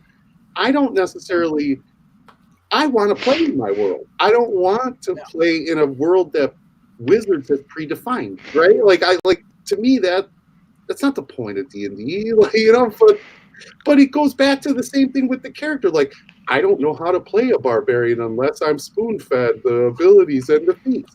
Like, no, man, just be a fucking barbarian. Like, you don't need, I don't get it. I guess, again, this is just me, like, shaking my fist at the world and saying, and I'm old and I want people to get off my lawn. It's cold outside. Yeah, right. Okay, guys, I'm going to jump out, so I'll talk to you later. All right, Retro. Thank you, man. See you, bud. See you. So, like I said, when I took the Forgotten Realms book and I actually read the whole book, and I said, okay, this is the greatest blueprint for me to run a campaign, right? Like, and only because if I threw a name of a realm out, it was there. It was defined. I could either go with its full detail, or I could embellish it, or I could change it. But my players didn't know. They didn't fucking. They had no clue. You know what I'm saying? None of them knew what the Dalelands were, or the Northlands were. They didn't know what that shit was. Dragonspine Mountain. They had no clue. So it could have been whatever the fuck I wanted it to be, which it turned out to be that way. And I created such a enveloped world. Like the things that they did as players changed the world as well. So those things are still there. Yeah. And that's where you start fleshing out your world. I actually took stuff from War Machine and to add a little bit of steampunk element to the game, and I started adding some of those things, and those are things that they're there now. Yeah, and it's not in a Forgotten Realms book, but it's in my campaign. It's in my campaign world. So when the players encounter, like, "Whoa, what is this? Where did that come from?" Well, you know what? It's part of the world. Deal with it. That's it. You know what I mean? And that's, I think, every GM's privilege. You know what I'm saying? To do. If you have the wherewithal to do it. It's not just your privilege, it's your right, man. It's your world. You own it. Like, right. I mean, if you have the wherewithal to be that involved in create, like I said, I've taken things from other worlds and just like, you know what, I'm going to drop that in, and they may get it. They may get the reference. They may not, but they'll enjoy it either way. You know what I'm saying? And most of them did. Most of them were pretty much like, dude, that was pretty tight. Like, I had friends who were like, dude, that's a War Machine Warjack. I know what the fuck that is. I'm like, okay. And does that not work for you? If that's not, you know what I'm saying? Like, I'm not turning this into War Machine. I'm just adding that element to this game. Yeah. That's it. Like, if it offends your personal being, then I kind of introduced Tiamat, but like the fall Tiamat. That she's like, it continues from Horde of the Dragon Queen, from she come out in the arena. After the out of the flu. After the Manticore, she come. Well, this is your campaign called like Dragons Everywhere. No, but you had a campaign setting that was like all about dragons, right? They don't have that. They don't have the special. In this one, they do not have the daggers. Oh, that's what you're referring to. Oh, the dragon daggers. Yeah. So okay, but no. Like I started it off with the fall of Tiamat, like 500 years after the fall of Tiamat, after the rise of Tiamat. So basically, I continued from that after I read it. So mines take place after that.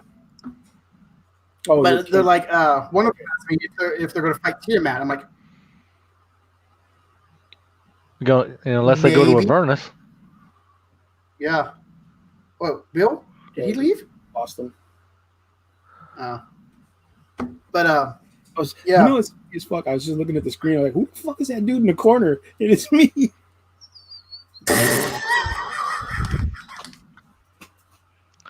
Who's that goofy dude in the corner? Move him to a different corner. I can't. Wait, here.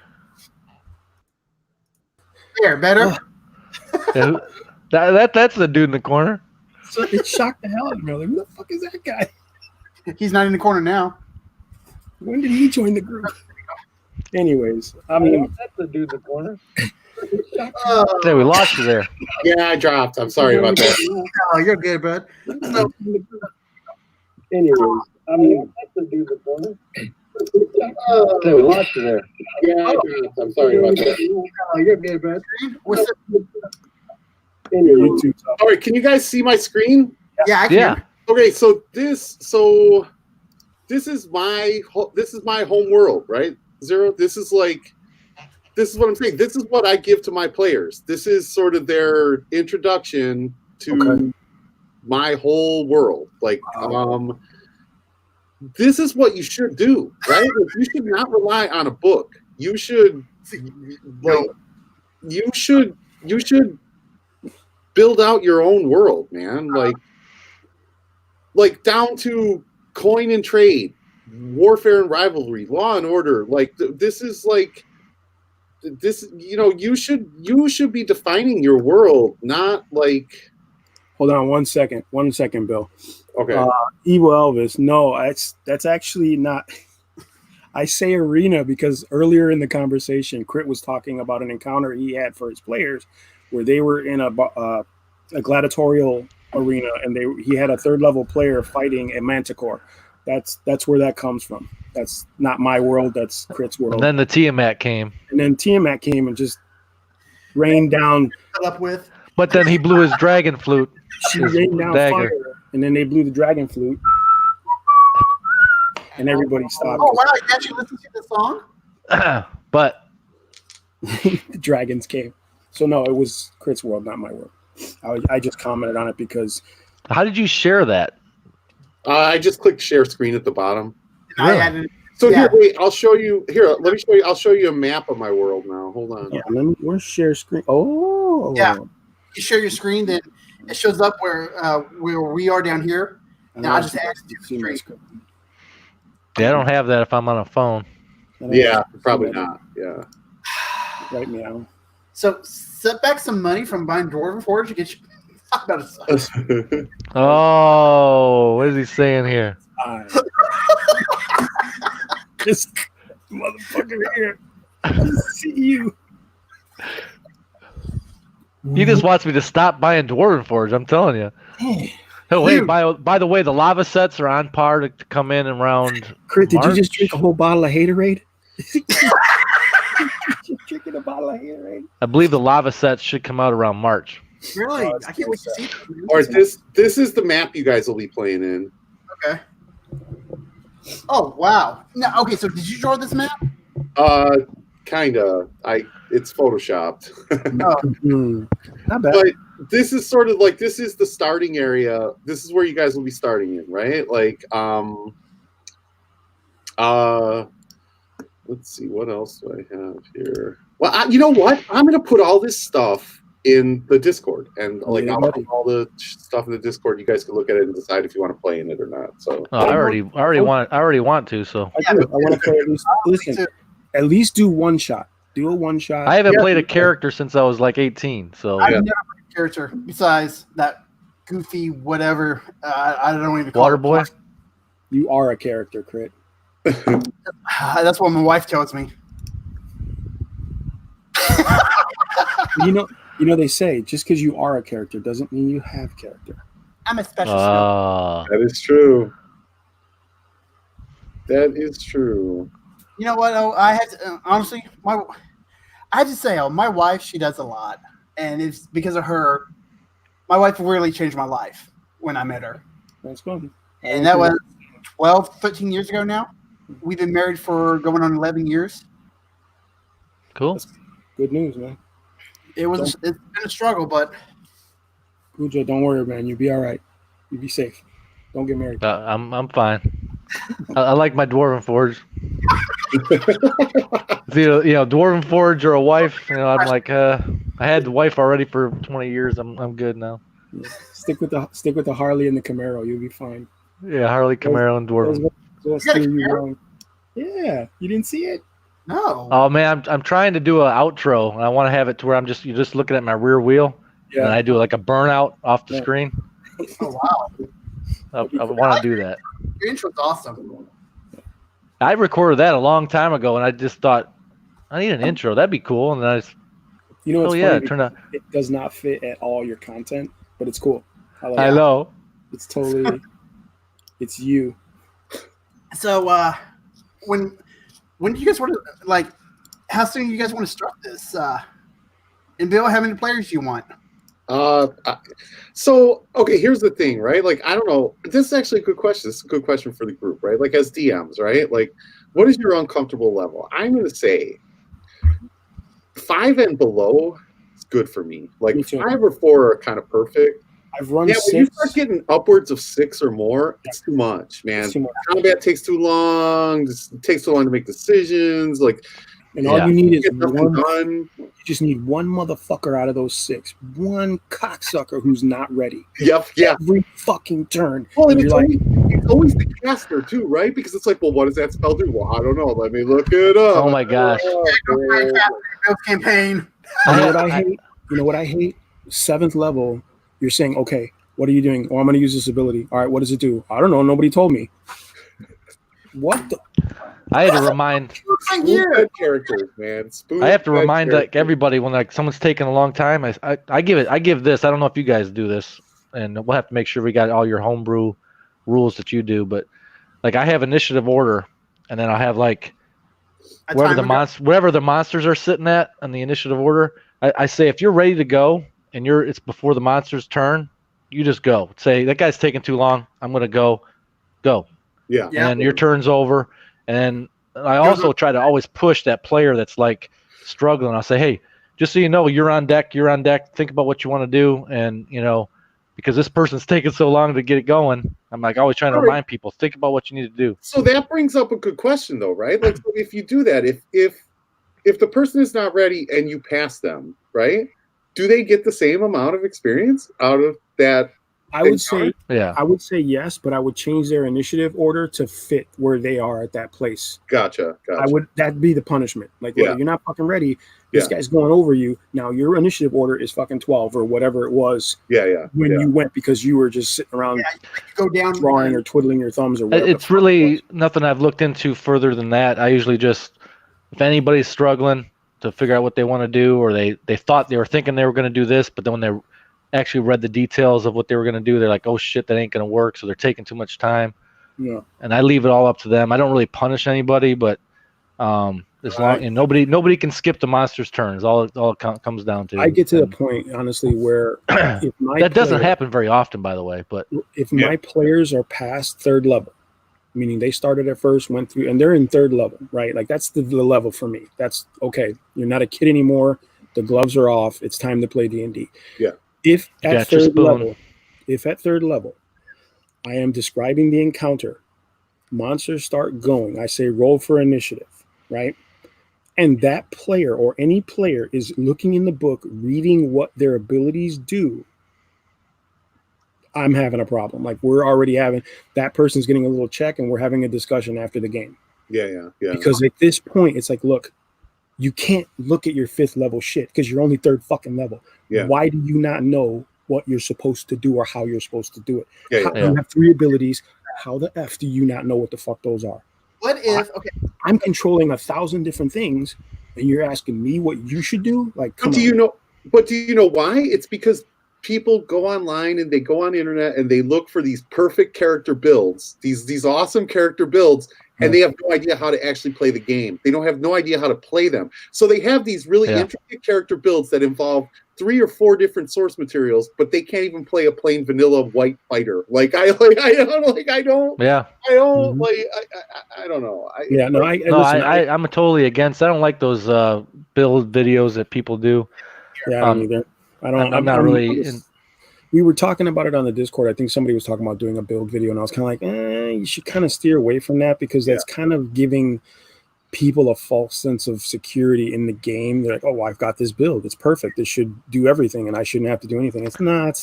I don't think they're. You know what I'm saying? Like, again. What's crazy, though, is they get a lot of views. Sure. A lot of people are watching. A lot of people are lazy and they want to be spoon-fed their character. I'm going to talk to you guys about something completely off topic from Dungeons and Dragons, but you hit that nail right on the head, Cujo. Somebody posted a video on Discord of some dude who said, you know how you make 30,000 views? Watch this video, right? Oh, yeah. I clicked on the video, right? Not that I want to have 30,000 views. I wanted to see what this motherfucker was selling. Right. Sure, he's got 30,000 subscribers. You know why he's got 30,000 subscribers? Because all his fucking thumbnails on all his videos are like, I'm going to teach you how to be rich. Right. I'm going to teach you how to be the best YouTube ever. Right. Of course, thousands of people are going to click on those fucking videos because they think he's got something to say. He ain't had shit to say. Right. He literally danced around the subject the entire video. I was literally watching, like, when are you going to get to the fucking secret? Right. Where's the golden egg? So basically, you got me for another view on your shit. Yeah, that's the secret. Yes, right. Exactly. So all these guys are putting out these fucking flashy videos. Like, you guys, Crit, you just changed your thumbnails based on that guy's videos. As I watched the fucking video on his thumbnail video, because I know you watched it. I saw the way you did your thumbnails, just like the way this guy. That's not going to get you more views, dude. Well, wait a minute, though. Let me say something, bro. Here's what I'm going to say, man. I spend a lot of time on my thumbnails. I do. But it doesn't mean that, like, I don't have anything to say. I actually spend a lot of time on my thumbnails because I feel like I do have something to say and I want to share it with as many people as I can. Like, look, man, I'm not trying to get rich. I'm not trying to make anybody rich. I'm really trying to share the game with as many people as I can. And so if I have to work on my thumbnails to do that, I'm going to do that. If I have to edit my videos to do that, I'm going to do that. Like, here's the thing, right?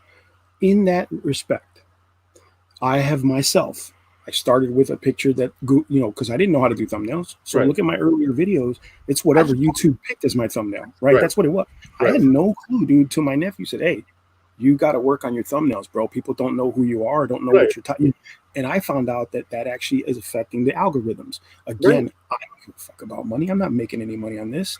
But I did want people to be attracted to my videos because I want people to know what the fuck I'm talking about, right? Otherwise, I'm wasting my breath. Right. So I started learning how to do thumbnails. It's the same thing with the editing. I started learning how to do editing so that I could present something better to you guys who are watching, right? Yeah. But these guys, I'll fix your problem in one video, guys. I just can't stand it. Yeah. I'm so sick of it. Yeah. And I'm not mad at whoever shared it on the Discord, but I'm like, come on, guys, do some research. Go on this guy's channel and see what he's offering. Right. Look at his shit, and you'll see he's getting the views. He's getting the fucking likes. He's getting the shares because of his fucking bullshit. Right. He's dancing around a fucking... There's a mathematical equation to this. I know that because it's all based on algorithms, right? So thumbnails, thumbnail titles, description titles, okay? Hashtags, all those things are what cause people to find you and get on your shit. Everybody, if you don't know that by now, you're doing something wrong. But that's what I'm saying. Like, I work on my thumbnails. I try to edit my videos. I try to put out the best product I possibly can. Not because I'm a snake oil salesman, because but I have good videos. Hear what I have to say. Like you have good videos. It's just a matter of time before you're gonna get that wave. I feel like you're really close to catching that. You're gonna catch that wave, and that's it. You're gonna take off. Yeah, yeah. Now, the other thing with Bill is he's got a lot of the older material. He's hitting the older stuff, which everybody's, like you said, is playing 5e. Right. Here's the thing. Like if you always kind of swing that back and forth, like, and this is how it relates to 5e. And yeah. I don't know how big the player pool is of the older. It's huge. But also, foundation of gaming. industry. You know what I'm saying? Like the old school players that are still playing. I mean, I'm interested in it, but here's the thing. But even like, still, like, I don't even care. That's what I want to talk about, right? Like, Yeah. that's my whole point. Like, I'm not a snake oil salesman. I want to talk about what I want to talk about, and I think that I'm pretty knowledgeable about what I want to talk about. And like, it doesn't matter if my audience doesn't. If my audience is 1,000 people, I don't care. I don't need 10 million people. If I have 1,000 people who actually care about what I have to say, yeah, and I'm good with that, right? Like, so I agree with you 100%. I mean, in all honesty, look, the one thing I've learned over the year and a half that I've been doing this, right? Because originally I started this. I've said this story 100 times. I started this for my friends just to show them the new shit that I bought last week, because I didn't want to wait a month to go see my buddy and say, oh, here's all the new shit that I bought. So I started the YouTube channel just for that. I got into it because, I was into the idea of what I was doing. And then I realized I have so many different hobbies that I should be able to share this with somebody, right? I had people at the very beginning telling me all the time, you should have separate channels. You should have a Gundam channel. You should have RC channel. You should have Airsoft. And I said, no, if I do that, I have to create content consistently for each of those channels. Right. If I do this channel the way I'm doing it, I can create content consistently for this channel and keep it going. And that's the secret. You could have great thumbnails. I know people who do. You could have great hashtags. I know people who do, who have very few subscribers, very few views. I don't have a lot. The thing is consistency. If you can produce a video once to twice a week and be consistent and keep your topic, your subject, because like I watched that guy's video and he's like, oh, you got to change with the times and keep things new. And listen, if you're a guy who does D&D and only D&D, how the fuck are you supposed to keep it new? Right. You're just going to keep buying new books. Okay, that you could do that, but here's the deal, right? Like, I have people who, my buddy has a car channel. It's strictly Mustangs. That's great. He's got the 2018. He's going through a lot of change. Great, but when that dries up, what do you have? Right. There's nothing else, because now the guy with the 2019 Mustangs here, and he's got his channel going. Right. Now he just took half your subscribers because they want to see the newest, hottest shit. Right? So where are you? You see what I'm saying? If you're only doing one topic and one subject matter, you have to be consistent, and you have to have, like you, Bill, you got to be concise. This is my point. I'm teaching you something, or I'm sharing something with you. I'm giving you that wisdom that I learned, or the insight that I picked up throughout my years of gaming. This is what I have to offer you above all those fuckers. There's 1,000 D&D channels right now. Right. There's fucking D&D channels coming left and right, man. I couldn't find one last year, but now there's 1 billion of them. What do you have to offer me that Roll20 doesn't offer me, that so-and-so doesn't offer me, that this guy doesn't offer me? Right. You have to have that consistent insight, and it will come. People will gather and say, okay, this guy's talking about some real shit. Right. He's not just, hey, got the new 5th edition book. You know what I'm saying? Like, it's cool. You know, but I do think, like, so I do just talk about D&D, and moreover, man, I'm really just kind of talking about older school stuff. Like, yeah, I'm still talking about some, but I don't think that could be older. I think I could talk about that for, like, what I'm saying is, because I don't think that I'm not tooting my own horn, right? But like, I don't think that I'm a snake oil salesman. I think I do have some knowledge and some experience, you know, like so. Yeah. That's why critical. I was telling you when I first met you, dude. And this is going to sound bad, and I've heard this 100 times from people, and I don't want you to take this the wrong way. Anybody, stay in your fucking lane, right? Like, if your lane is finding digital product for Dungeons and Dragons that will help enhance the game, hit that shit like a fucking boxing. Stay on top of it like a pit bull. Don't let it go. Focus on that. Because that's what people are going to come see you for. What's your value? What's your value add? Like, you know what I'm saying? Like, I have a lot of different shit that I do. Like, I was just doing a video, and I'll be putting it up next week about my Gundam stuff, right? And I know you guys just met me. But to be dead honest, I say it in the video, I have only started doing Gundam videos a month ago. Yeah, you have. If you look at my video history, there are no Gundam videos at all. Right. It is 90% 40K.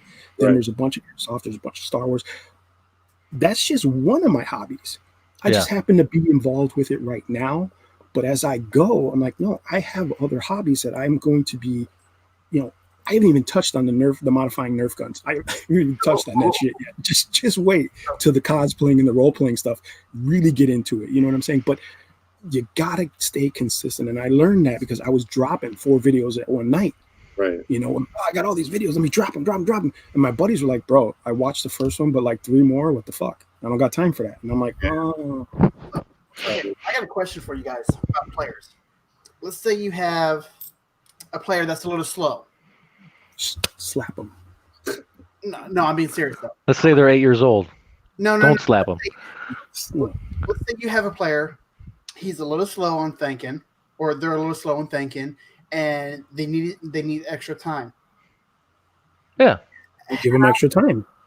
Yeah. If you understand they got a personal issue. Yeah. Let me ask. And I'm a little slow. Let me ask you something, and I don't mean to be a dick. I apologize if it comes off that way. Are we talking about someone with an actual situation like Asperger's or ADHD or something more severe? Because let me be honest, I don't feel like ADD is a thing. I don't. So here's what I'll say. Here's what I'll say. Okay. There is a huge difference between somebody who legitimately is a little slow, right? Like through no fault of their own. Right. And somebody who's sitting there like on their damn phone, like, yeah, right, like, and not, there's a huge difference. So what I'm going to say is the person who legitimately has an issue and who is slow through no fault of their own, I am giving them all the leeway in the world, man. I am saying, take your time. Mm-hmm. Can I help you? Do you need some advice? Like, I am, right? Yeah, of course.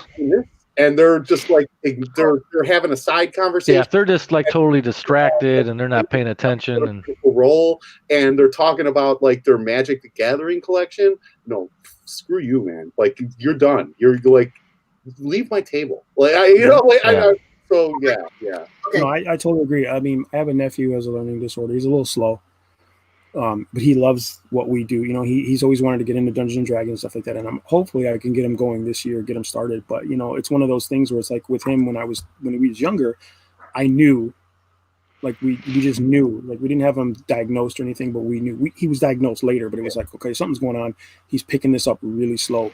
But so I just gave him the time. You know what I mean? I just take your time, man, because it's gonna come to you. You just need more time to get there. Yeah. You know what I'm saying? But like he's like everybody said. And I've had players do this where they'll be drawing or they'll be socializing, and that's fine. That's what the game is. It's about having fun and being social and whatever. But if it comes to your turn and to do something and you're sitting there dilly-dallying or drawing your new He-Man character or, whatever it is, it's like, bro, I don't have time for that. The people here don't have time for that. Because the dude who actually needs the time is losing time because you're fucking around. Exactly. There's a difference. Exactly. Yeah. Like whenever we start playing, Bill, I'll have to probably read something 2, 3, maybe 4 times before I really comprehend it. Because okay, I've had that problem myself. Okay, reading comprehension I actually excelled at it now. You're not ADHD. Hate said he's ADHD. I don't believe in that. I believe that's just bad manners. Listen. I had a hard time back in high school, with things because of my eyesight, right? So it took me a little longer to read something, but because it took me longer to read it, I comprehended it faster. You understand what I'm saying? Yeah. Because I took my time. I know people who can read and they're done. But then you ask them, what did you read about? Oh, well, this dude, what did you read about? And they have no clue. Right. Because their process of thought was just get through it rather than understand it, right? So take the time you need. If you know you have to read something 3 or 4 times, you shouldn't even be at your game reading it. You should have read it 2 nights before so that you could at least come close to, and I know this is hard, it's easier said than done, but you should have memorized it before you hit that table so that when you need to, all you have to do is look down, glance, and you'll already know it. It'll come right back. How would you deal with a player if they like?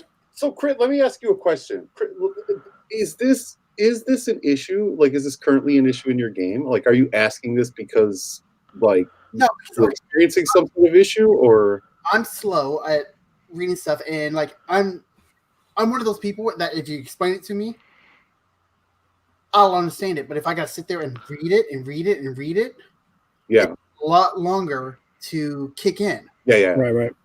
Yeah, like I said, then the best bet, man, is to go a couple days prior, sit down, and give yourself as minimum distractions as possible. And I mean, close the doors, turn off the music, get all the shit out of your mind, because that's the hardest thing with people with in your situation. And make notes. That's another thing too. Make notes. Quick notes are always good. That's why we told you before, when you do this show, your best bet is to write your headlines down that you want to talk about, send it to us so that we have it come Friday. Whether you get off topic or not, we can help you stay on topic, and you have a defined line of what you want to hit. You know what I'm saying? It's the same thing for D&D, man. You write those quick notes about what you want to hit. You're not sitting there trying to read something in front of the group. You already know what you're giving them. You understand? And if you need that time, take that time, and it's your time. You know what I'm saying? Do you use any sort of digital aid to run your game? So, all right, I'm gonna call something out here, and again, this is not like I'm not.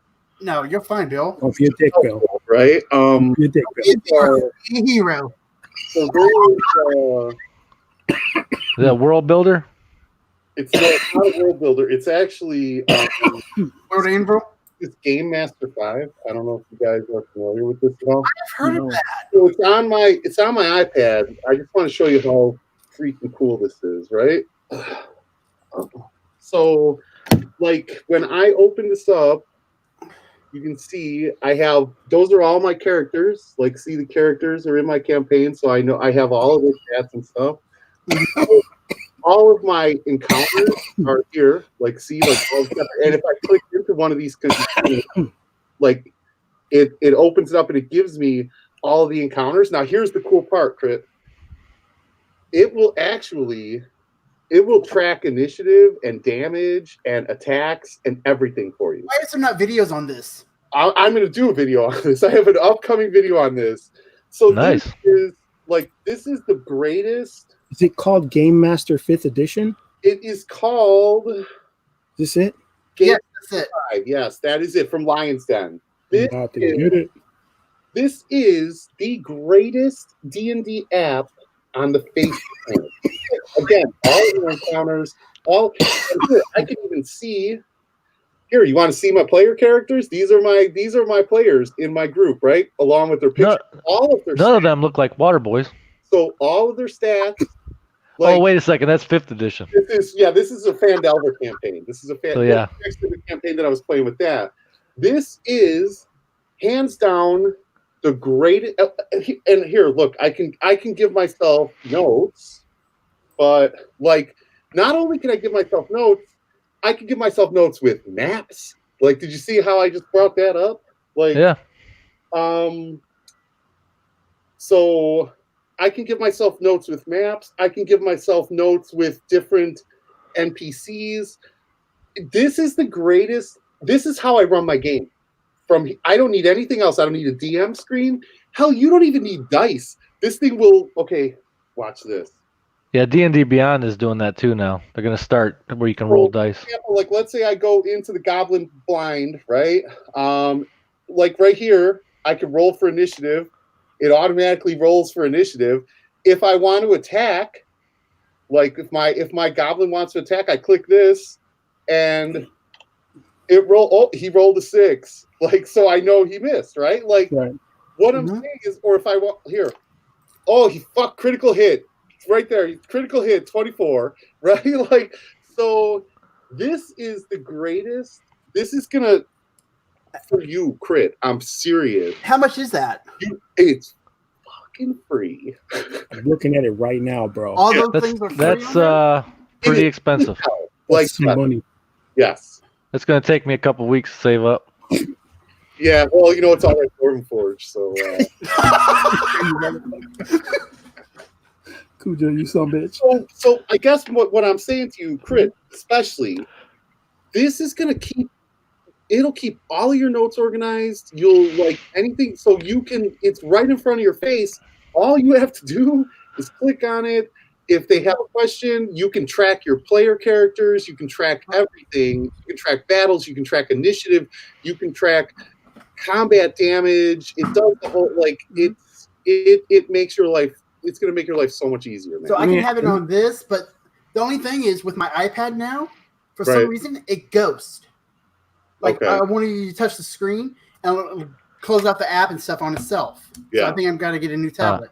No, you just go in there, set your screen to never turn off. Set it to not time out. Like it'll go into timeout screen mode and just hit never, and that should keep your screen on. So you should be able to. Well, it'll get like when the screen's on, the apps will just like. If I'm watching the video, I'll just fast forward on its own. I think I'm telling you, I think that is really going to help you. Well, let me ask you really quick. Let me ask you, Crit, really quick.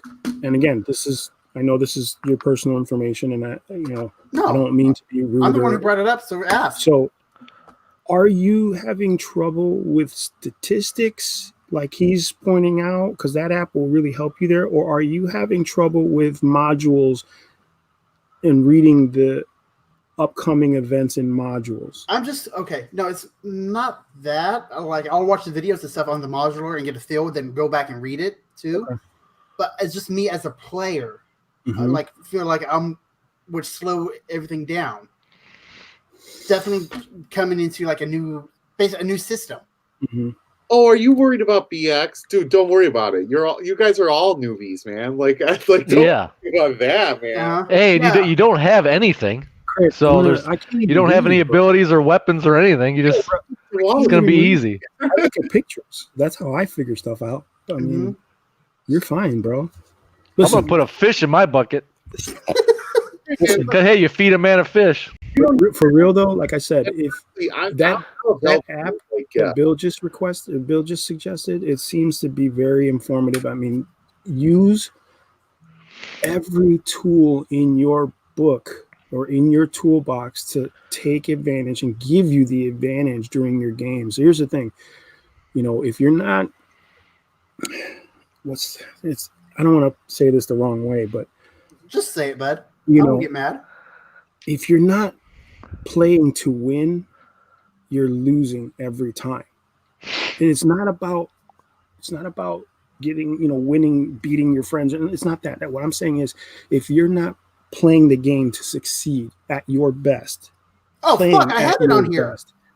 Hey, there you go. You're not winning, you're losing, man. You're treading water, you're spinning your wheels, you're wasting time.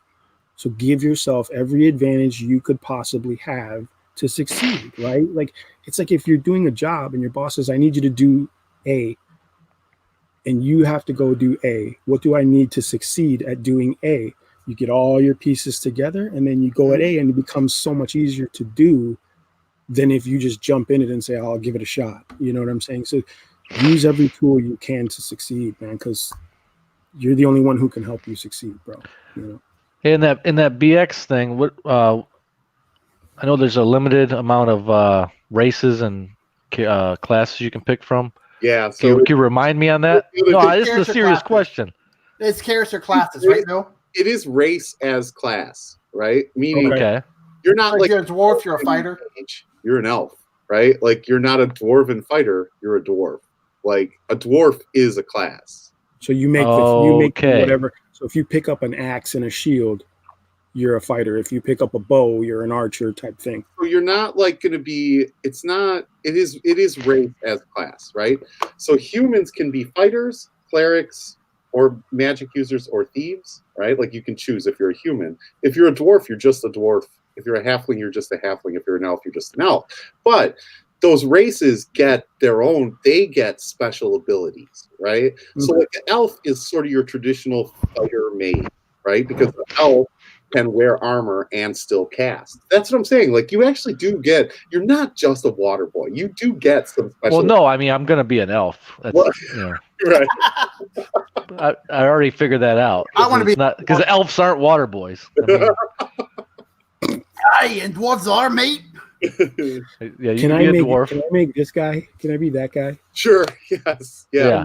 Only if we're playing in the Blackmore campaign. So yeah, let's do it. Blackmore sort of combined that sci-fi with fantasy. So. No, I'm just kidding. I definitely want to give it a shot though. I definitely am excited about giving it a shot. I'm just scared. Like I said, I was just scared that I would no, bro, slow it down and stuff. Listen, the way I learned.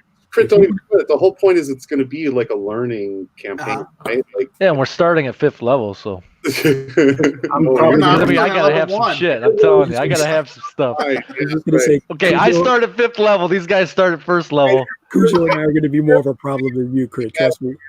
because you are the water boy, Joe. Yeah, I mean, come on, I gotta deliver all the water to everybody. Yes, yes. That's the high quality H2O.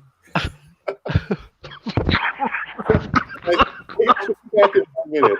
Back in 1 Oh, we lost him. No, he's going to be back in 1 minute. Crit, don't worry, man. Don't even sweat it, bro. I mean, anybody gives you shit, we'll kick their ass. Just take your time and take the time you need to learn what We're the ones going to be giving them shit. Well, yeah, but not in that sense. No, I know. I forgot I had this app. I never even knew about it.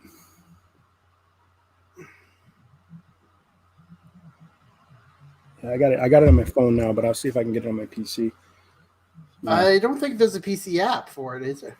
Well, I mean, if you can, I don't know. I have to check. Did we lose Cujo? Hey, gorgeous, how you doing? I got more. Look, can't hear more. I got more of these guys coming. Oh, those are cool. More videos.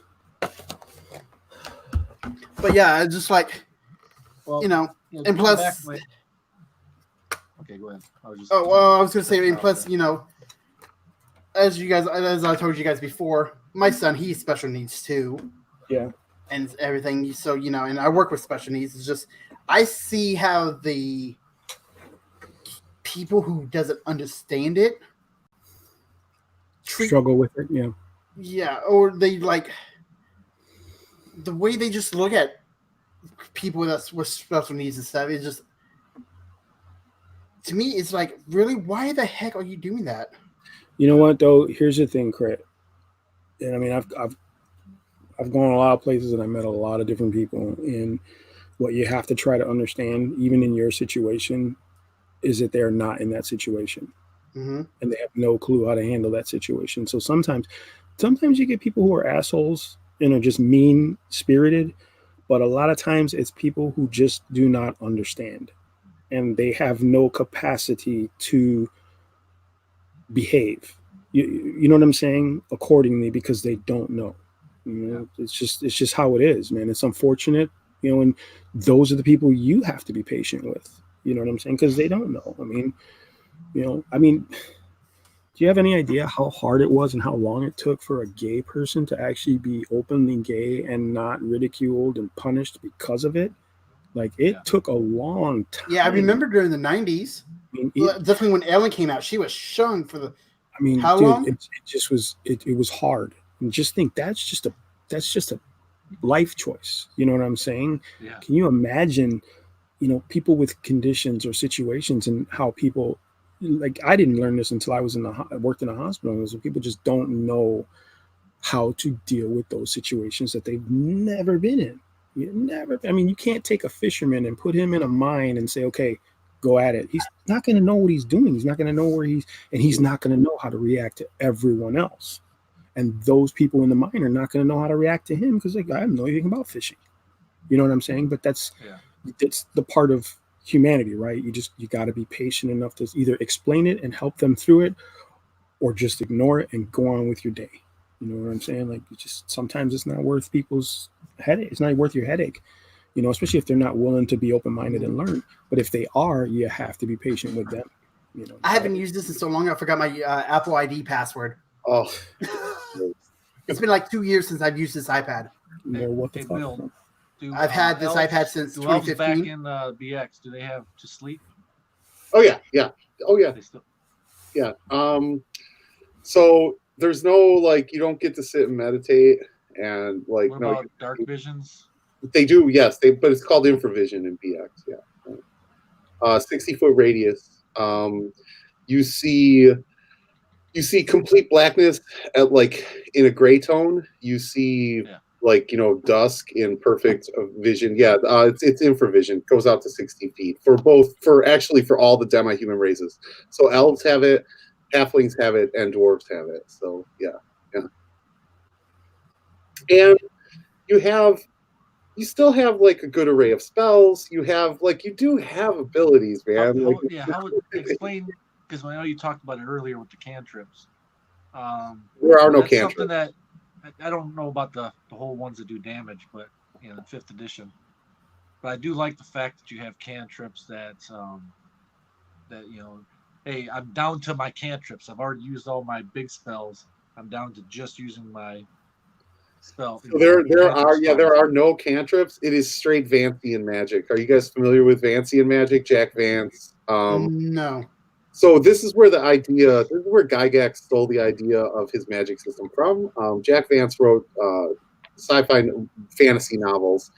The thing is, the spell is, yes, you're memorizing it, but it's almost like a living thing that's within your mind. And when you release it, you forget it, and you don't get that spell back again until you study it. That's strict Vancian magic. It's referred to as Vancian magic within D&D, and so there are no cantrips. You have no at-will powers. If you're a caster, you have to study for that spell. Like you need to sit down and look at your magic book and restudy your spell in order to regain that. So until you do that, you're not getting that spell again. Explain like a first level elf, I guess. Well, you get more spells. You have the ability to memorize more spells as you level up, so you're not stuck just as a first. The only thing it works the same way as it does in 5e, just no cantrips. You have spell slots. Yes, correct, exactly. Yeah, but you have no cantrips. Yeah. Okay. It's not as bad as it sounds. It's just So what I would think by listening to that, and I thought that's how it was. I haven't played anything that old or that older style of game mechanic, but I'm assuming then wizards and spellcasters would have to fight more hand to hand, or have to be able to defend themselves somewhat, because they're not going to be, they don't have those cantrips to fall back on. Right. They're level spell. Yep, they're actually not frontline fighters at all, right? Like not frontline. They stay towards the back of the party. Generally, your spellcaster, like your magic user, is going to have a sling. He's going to be a ranged fight. He's going to do ranged attacks because he doesn't want to get it. He doesn't want to go into melee, right? Like he does not want to get into hand to hand with anyone. So he stays at the back, casts his spell when needed, and then is ranged attack like support. He'll use a sling to basically get off his ranged attacks after his spells are blown. So yeah. How are the monsters? But it's not like I feel like I'm trying. I just don't know what a sling's going to do. You're not as underpowered as you think you are, because you have to keep in mind that what works for the players works for the monsters as well. So you're not going to come up against right. Like it's scaled. The monsters are scaled to the adventurers, right? So it's not like exactly you're dealing with like 3rd edition monsters and then these old school players, and you're getting good luck, fuckers. You know what I mean? No, right. It's all scaled to. The monsters are not going to have cantrips or at-will abilities either, right? So it's much more. So here's what I will say, right? I feel like 5e is a very combat-heavy game. This is not as much of a combat-heavy game. You have to think to survive. You're not like if your style of play is hack and slash, I rush in and try to kill everything. Man, yeah, you're probably going to die. You're going to have to come up with some creative sort of ways to get around situations, and you may not. And that's what's my whole point earlier about murder hobos, right? Like, you may not. Like, here's the thing: in BX, you actually do get experience points for treasure earned, right? But the point of that there really was a point to that. The point is, you don't have to kill everything in order to get experience and level up. So if you trick a monster, if you somehow avoid a monster, if you can somehow accomplish your goal without having to kill something, you're still getting experience for it, right? Like, and I find I kind of find that appealing.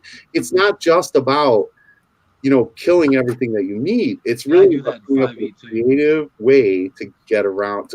It's funny you should say that, Bill, because in my campaign 3.5, I did that. Even though it wasn't in the rule book, I did the same thing. I mean, if they creatively maneuvered around a troll bridge, for example, they got experience for the encounter. You know what I'm saying? Because I felt like you succeeded at the encounter. It doesn't matter how you did it, you did it, and that's what's important. You know what I mean? So I mean, I get what you're saying, because and that's why my campaign never turned into a murder hobo campaign, because it was they knew they had to solve the problem one way or another, and they did it as creative as they could. A lot of times they got into fights, you know, because they had that in their teeth. You know what I'm saying? Like, I just want to fight something today.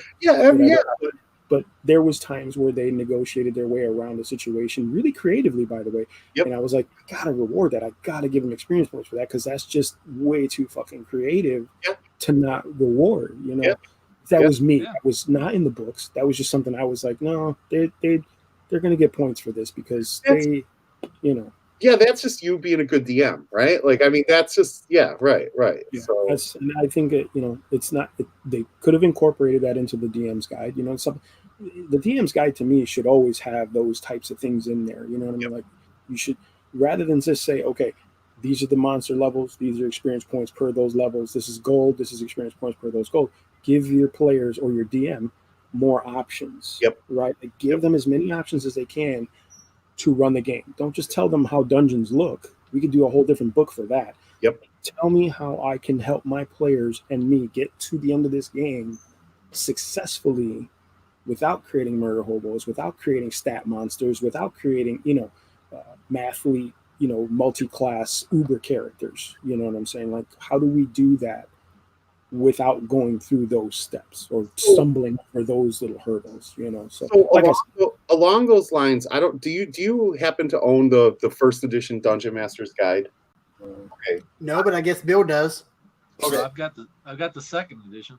So, do you really, Cujo? I'm going to tell you something right now, right? Oh. This book, this is the best Dungeon Master material that has ever been written. And what I mean by that is, this book, you don't have to play AD&D to get this book. This book is not, it is designed for AD&D, but it's almost system agnostic, meaning the advice that's in this book, you can take and you can become the best DM in the world. Like, I mean, like, if I were going to recommend a book to any DM, it is the first edition Dungeon Master's Guide. Certainly, you know, obviously some of the tables aren't going to work for you, but the concepts and the ideas on how to run a game, super fun. And like, it's probably, if you're running a game, you should read this book and steal the ideas and apply it to your game. Like, See, I heard that 4th edition Dungeon Master Guide is like one of the best books to have too. They lied. Whoever told you that lied. I actually heard that the 4th edition Dungeon Master's Guide was the worst Dungeon Master's Guide ever produced. And I mean, I've heard this from people who love 4E. That is the worst Dungeon Master's Guide in history, bro. Like, I don't know who told you that, but they lied. What about the Monster Manual? Is it pretty good? What's supposed to be really good is the Pathfinder. Like, well, in Pathfinder only had sort of like that core rulebook, but the DMG section within the Pathfinder book is supposed to be phenomenal. And not 2E, but 1E. Yeah, I mean, Pathfinder only exists because 4E came out. Well, right. Pathfinder was like 3.75, right? Yeah. Like 3.5 and right. But no, I've heard, and I haven't looked through it myself. Maybe you have. I'm not sure, but that Pathfinder 2.0, whatever they're calling it, second edition, I guess. It's almost went so far that it's almost like 4th edition. It's got okay. So Cujo, check your mic. Oh, he's got it. He's got the magic hat. Yep. So check your mic, Cujo. Right? So I got this. This guy's like me. I got this book. This is 2E, right? Like, it is. Look at this book. This is that's everything, ain't it? Besides the bestiary. No, the bestiary. I have the bestiary too. The bestiary is something. See, I use the Pathfinder pawns in my game. 530 something pages, right? Here's what I'm going to say about Pathfinder 2E. For all you Pathfinder 2E fans out there, for all you Pathfinder fans, I'm sorry. You know, hate me if you want. That's cool. Dungeon Master at RollStats. Send me your hate mail. This game is not for me. Like, it's not. And I tried, right? Like, people were like, hey, you should check it out. This game is not for me. Like, it is so OP. It is so, like, just again, spoon-fed. I need 75,000 different feats and abilities to make my character different. You really don't, man. We could all be fighters and we could all be different. It's you. It's not the numbers on the piece of paper. It's not the abilities that you have that make your character different. It's how you role play it, right? Yeah. And I'm just saying that's my preference. If you like this, if there are Pathfinder 2e people out there who love this, game, more power to you. If that's your game, I'm glad you're playing a role-playing game, right? But it's not my style. It's not my preference. It's, to me, this is millennial special snowflake bullshit. But that's me, man. So, yeah. So, do you feel like 5e is the same way then? Kind of. Before you get off that, Pathfinder 2e, didn't they change races to be something else? Heritage. Yeah, that was the whole special snowflake. We can't call it races. It has to be heritage. And whatever, man. It's a game, man. It's a fantasy game. Elves don't really exist. They're not gonna get offended if you call it an elven race, but people, no, the classes are heritage, right? More power to the races are heritage. So and what's the classes called? Because didn't they change the classes too? Classes are classes. Really? The races. It's not your race. Ancestry. It's not your race. It's your It's your heritage. Heritage and ancestry. If you want to go paladin, you got to choose a different ancestry and stuff. That's what it is. Pathfinder is really woke. Look. Way to go, Paizo. Again, whatever. It's critical@gmail.com if you want to send some hate mail. Style is your style. And there's a lot of players out there. Here's what I'll say, right? Okay. Some people are not really, they want it's a fantasy game and you should be whatever you want to be. Be something else, be superhuman and be this crazy, unbeatable, unstoppable thing. For me, and again, I'm not saying them, I'm saying as a player too, it isn't. Shut up, Elvis. It isn't fun for me. How is that? How is it fun to just to know that you are so powerful that nothing can challenge you? How is that fun? It's not fun. To some people, man, that's the world, dude. That's Grim. Grim agrees with him. I'm grateful for any edition that brings players to a game and play what you like is best. I feel the older editions have more soul. You know what, Grim? You took the words out of my mouth. I did a couple videos back where I said I legitimately felt that somewhere along the line, and I don't know when it was, right? I don't know whether it was 3rd edition or 3.5 or 4 or somewhere along the line, D&D lost its heart. It lost its soul. It lost the soul of the game. And I don't. That's when goes to over. Any edition soul, and you are so right. Yeah, Grim, but right there. You're right, Graham. But if the players are coming into the game and they feel a sense of entitlement, that they are entitled to have all of these powers and that their player should never die, that you've lost the soul of the game. You've lost the if you don't have an expectation that your character is going to die, if your character may die, and if you get so butthurt and upset that you're going to rage quit because your character dies because you did something stupid, I don't want to play with you. I'm just saying, I'm saying if my character dies in Blaze of Glory, more power. I will go out of style. So anyway, I'm sorry, guys. I'm sorry. No, you're good, Bill. I do have a question because we've talked about pretty much every edition. Plus, we've talked about Pathfinder and their 2 editions. But what I haven't heard about, and I'd like your advice, is what's the deal with 2nd edition? So nobody likes that one either for some reason. Nobody likes. I'm going to show you why nobody likes 2nd edition. All right, here we go. 1 HP mage. Wow. This is where. What the hell is that? So now let me tell you something. Okay, so here's what happened, right? Here's what happened. 1st edition, or really, there is no first edition. It's Advanced Dungeons and Dragons. Kuja, this is for you. Right? So, like, what I'm saying is, the first edition was hardcore, but it was also very, very, very, very disorganized. First edition was. What I'm saying is, this book is probably the greatest. No, Grim, I agree. Wait, Grim, let me make my point. This book was probably Shut up, Grim. This book was probably the greatest DM's guide ever written, but you can't find anything in it. This book is so freaking unorganized that it's crazy, right? So what happened was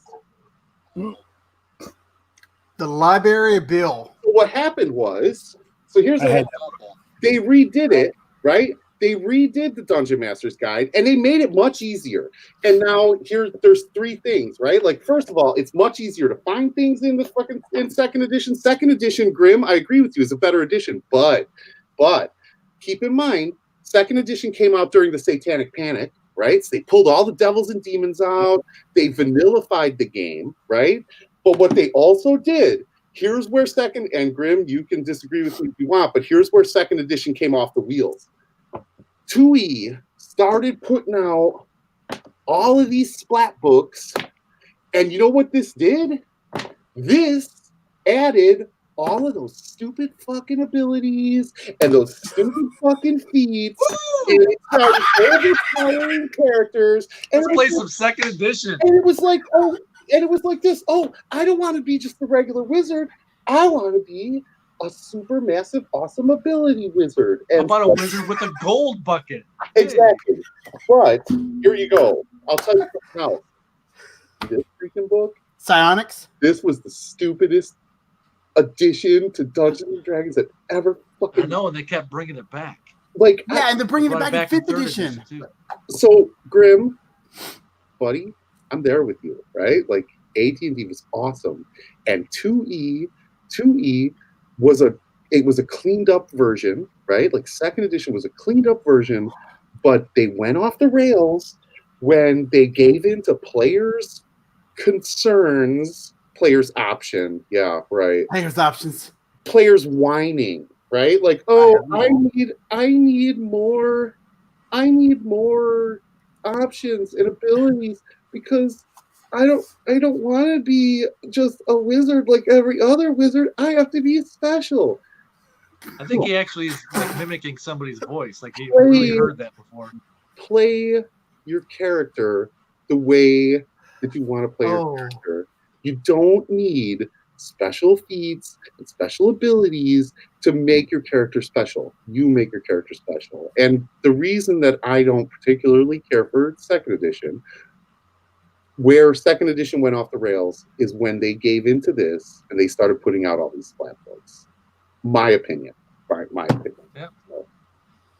I agree. Okay, so now you have me. I want to play through all the editions. I want to hear Grim's opinion. Grim, did you care for, like, you're a 2E player, did you care for all the splat books? Like, is that, like, and there's no right or wrong answer, right? Like, I mean, if you did, cool. Like, I don't see how it added anything to the game. I think it just made the game, it made the game more complicated. It made the game harder to port from table to table because some people used those options, some people did not. From the irony is so many people will use the kits for the splat books, but still play the characters in the same way. That's you know what? That is exactly, and Grim, that is exactly my point with 5e. I have all the splat books. The whole point is, like, with 5e, like Zero, your point earlier was, well, I can take different feats and abilities and it makes my character different. The irony is what Grim just said.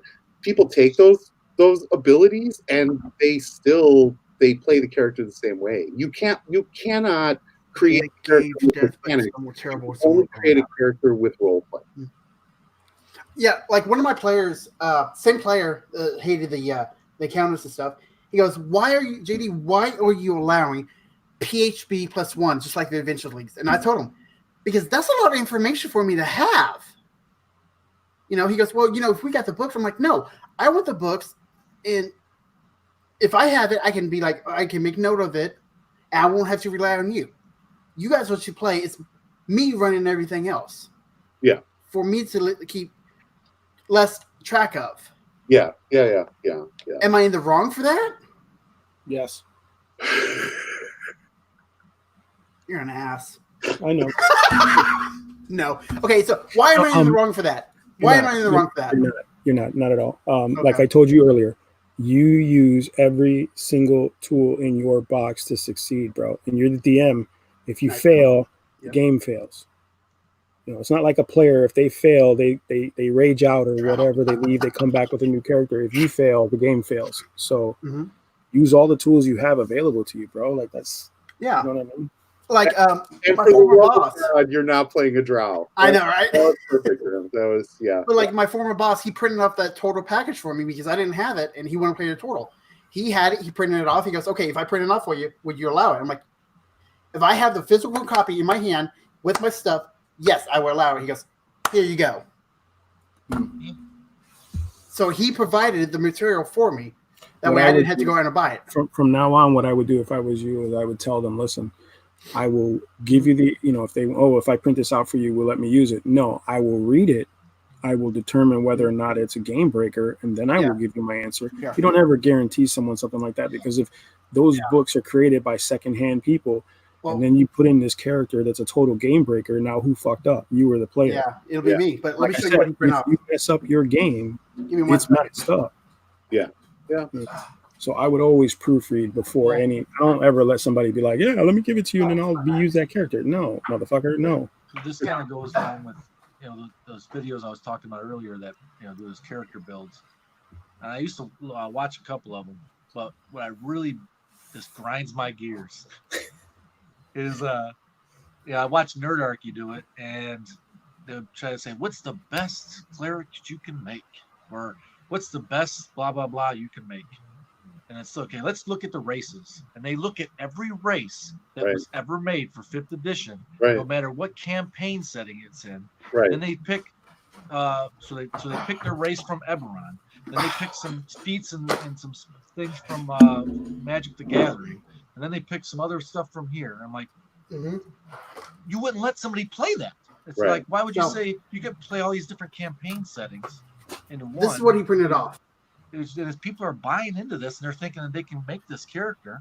Well, that's a fantasy build too, though, right? Like that's one of those ultimate fantasy builds. Like if I could play, if a GM would let me, I'd play this. But they don't state that in the beginning of their video. They should say, "Hey, your DM has no rules at all." Dude, that's how they get you to click. And it's bullshit, right? Because no DM's going to let you do that. It's just like that guy that tells you he's going to show you how to get 30,000 subscribers. You know? Yeah. It's just like that guy. That's why I don't click on those videos. When I first started doing YouTube, I was like, oh, I want to learn how to get like 1,000 subscribers. And the first couple videos, I was like, these guys are full of shit. Yeah.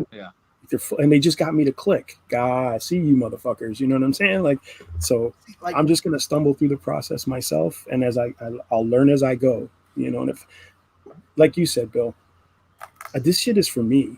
Right. Hands down. I don't even do it for my buddies anymore because they don't even watch my videos anymore. Right. You guys watch them. My friends don't watch them anymore. Right. And I do them because I enjoy doing them and I have this stuff available to share. You don't want to watch it? That's your loss. You know what I'm saying? I watch all your stuff. I actually watch and comment on all your stuff.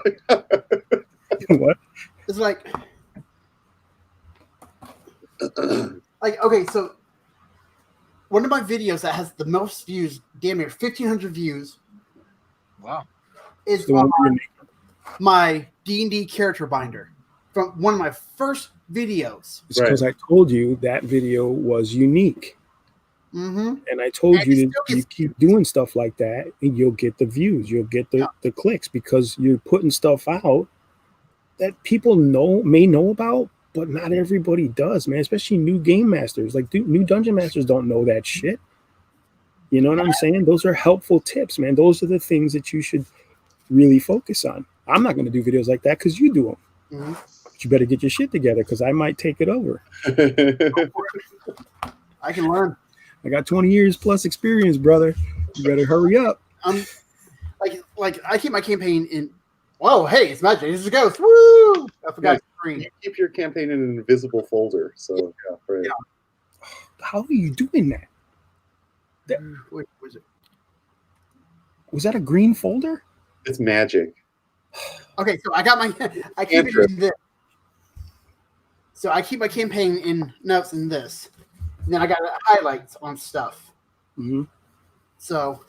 Yeah, I watched your video. Like I said, I watched it, and I told you, those are the kinds of videos that people aren't putting out, and that's, when I'm looking for something information wise, that's gonna come up.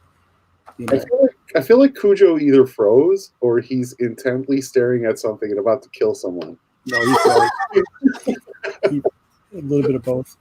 Yeah, he uses his phone. It's his phone, probably. Yeah. Yep, there he goes. But it's like, I don't know. I don't make the videos. I'm out. Phone went dead. All right, Cujo. Night, buddy. Thanks for joining. But I got 91 subs. Cujo, you're awesome. Cujo. I got 91 subs. I don't care about the subs. I don't care about the views. I do it because it's a way to relieve stress. I can just make a video, sit down, relax. Look, and do it. Listen, we all say that. And I'm going to be dead honest with you guys right now. We all say that. We all say we don't care about the subs. We don't care about the views. We don't care about the likes. It's true. We may not initially. But inevitably, you're going to. You know what I'm saying? Otherwise, you're going to get no traffic. If you don't change, like Bill, like you said, you're learning, you're doing cool thumbnails, you're integrating the editing and all that stuff. If you truly didn't care, right? If we truly didn't care, like I say it myself, I don't give a fuck. If I didn't, I wouldn't learn how to edit. I wouldn't have bought a separate microphone for my videos. I wouldn't have bought a separate. I would have stayed with my little 420 HD camera and just kept it going like that. So I completely agree. No, I completely agree. I'm not saying I don't care. I think what I'm saying is, it's not just about being like a snake oil salesman either, though. What I'm saying is I do care. I want to get in front of as many people as I possibly can because I feel like I have something worthwhile to share.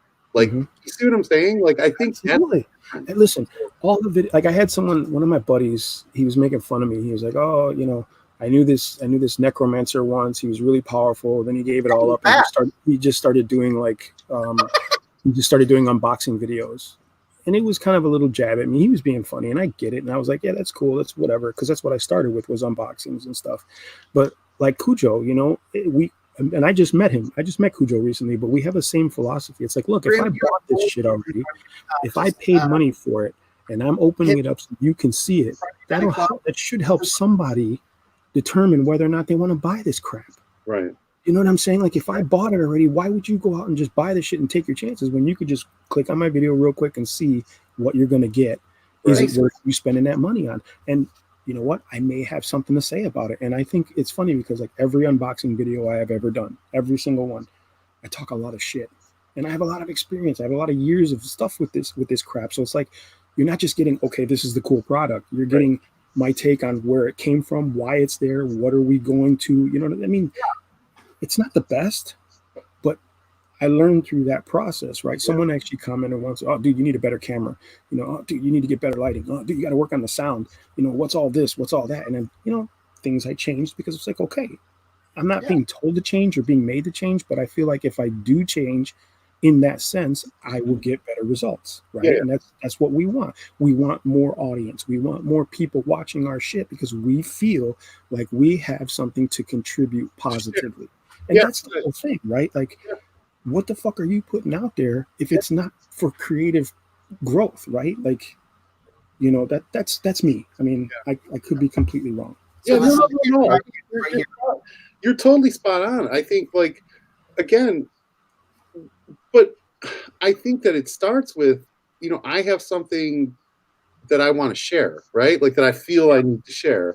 Mm-hmm. And I think, if it starts there, then I think it's all good. And then I think you should like as a person, as a creator, as somebody who loves the hobby, you should be sort of learning all the time and growing and stretching your skills. And learning how to edit or learning how to better position your stuff in search.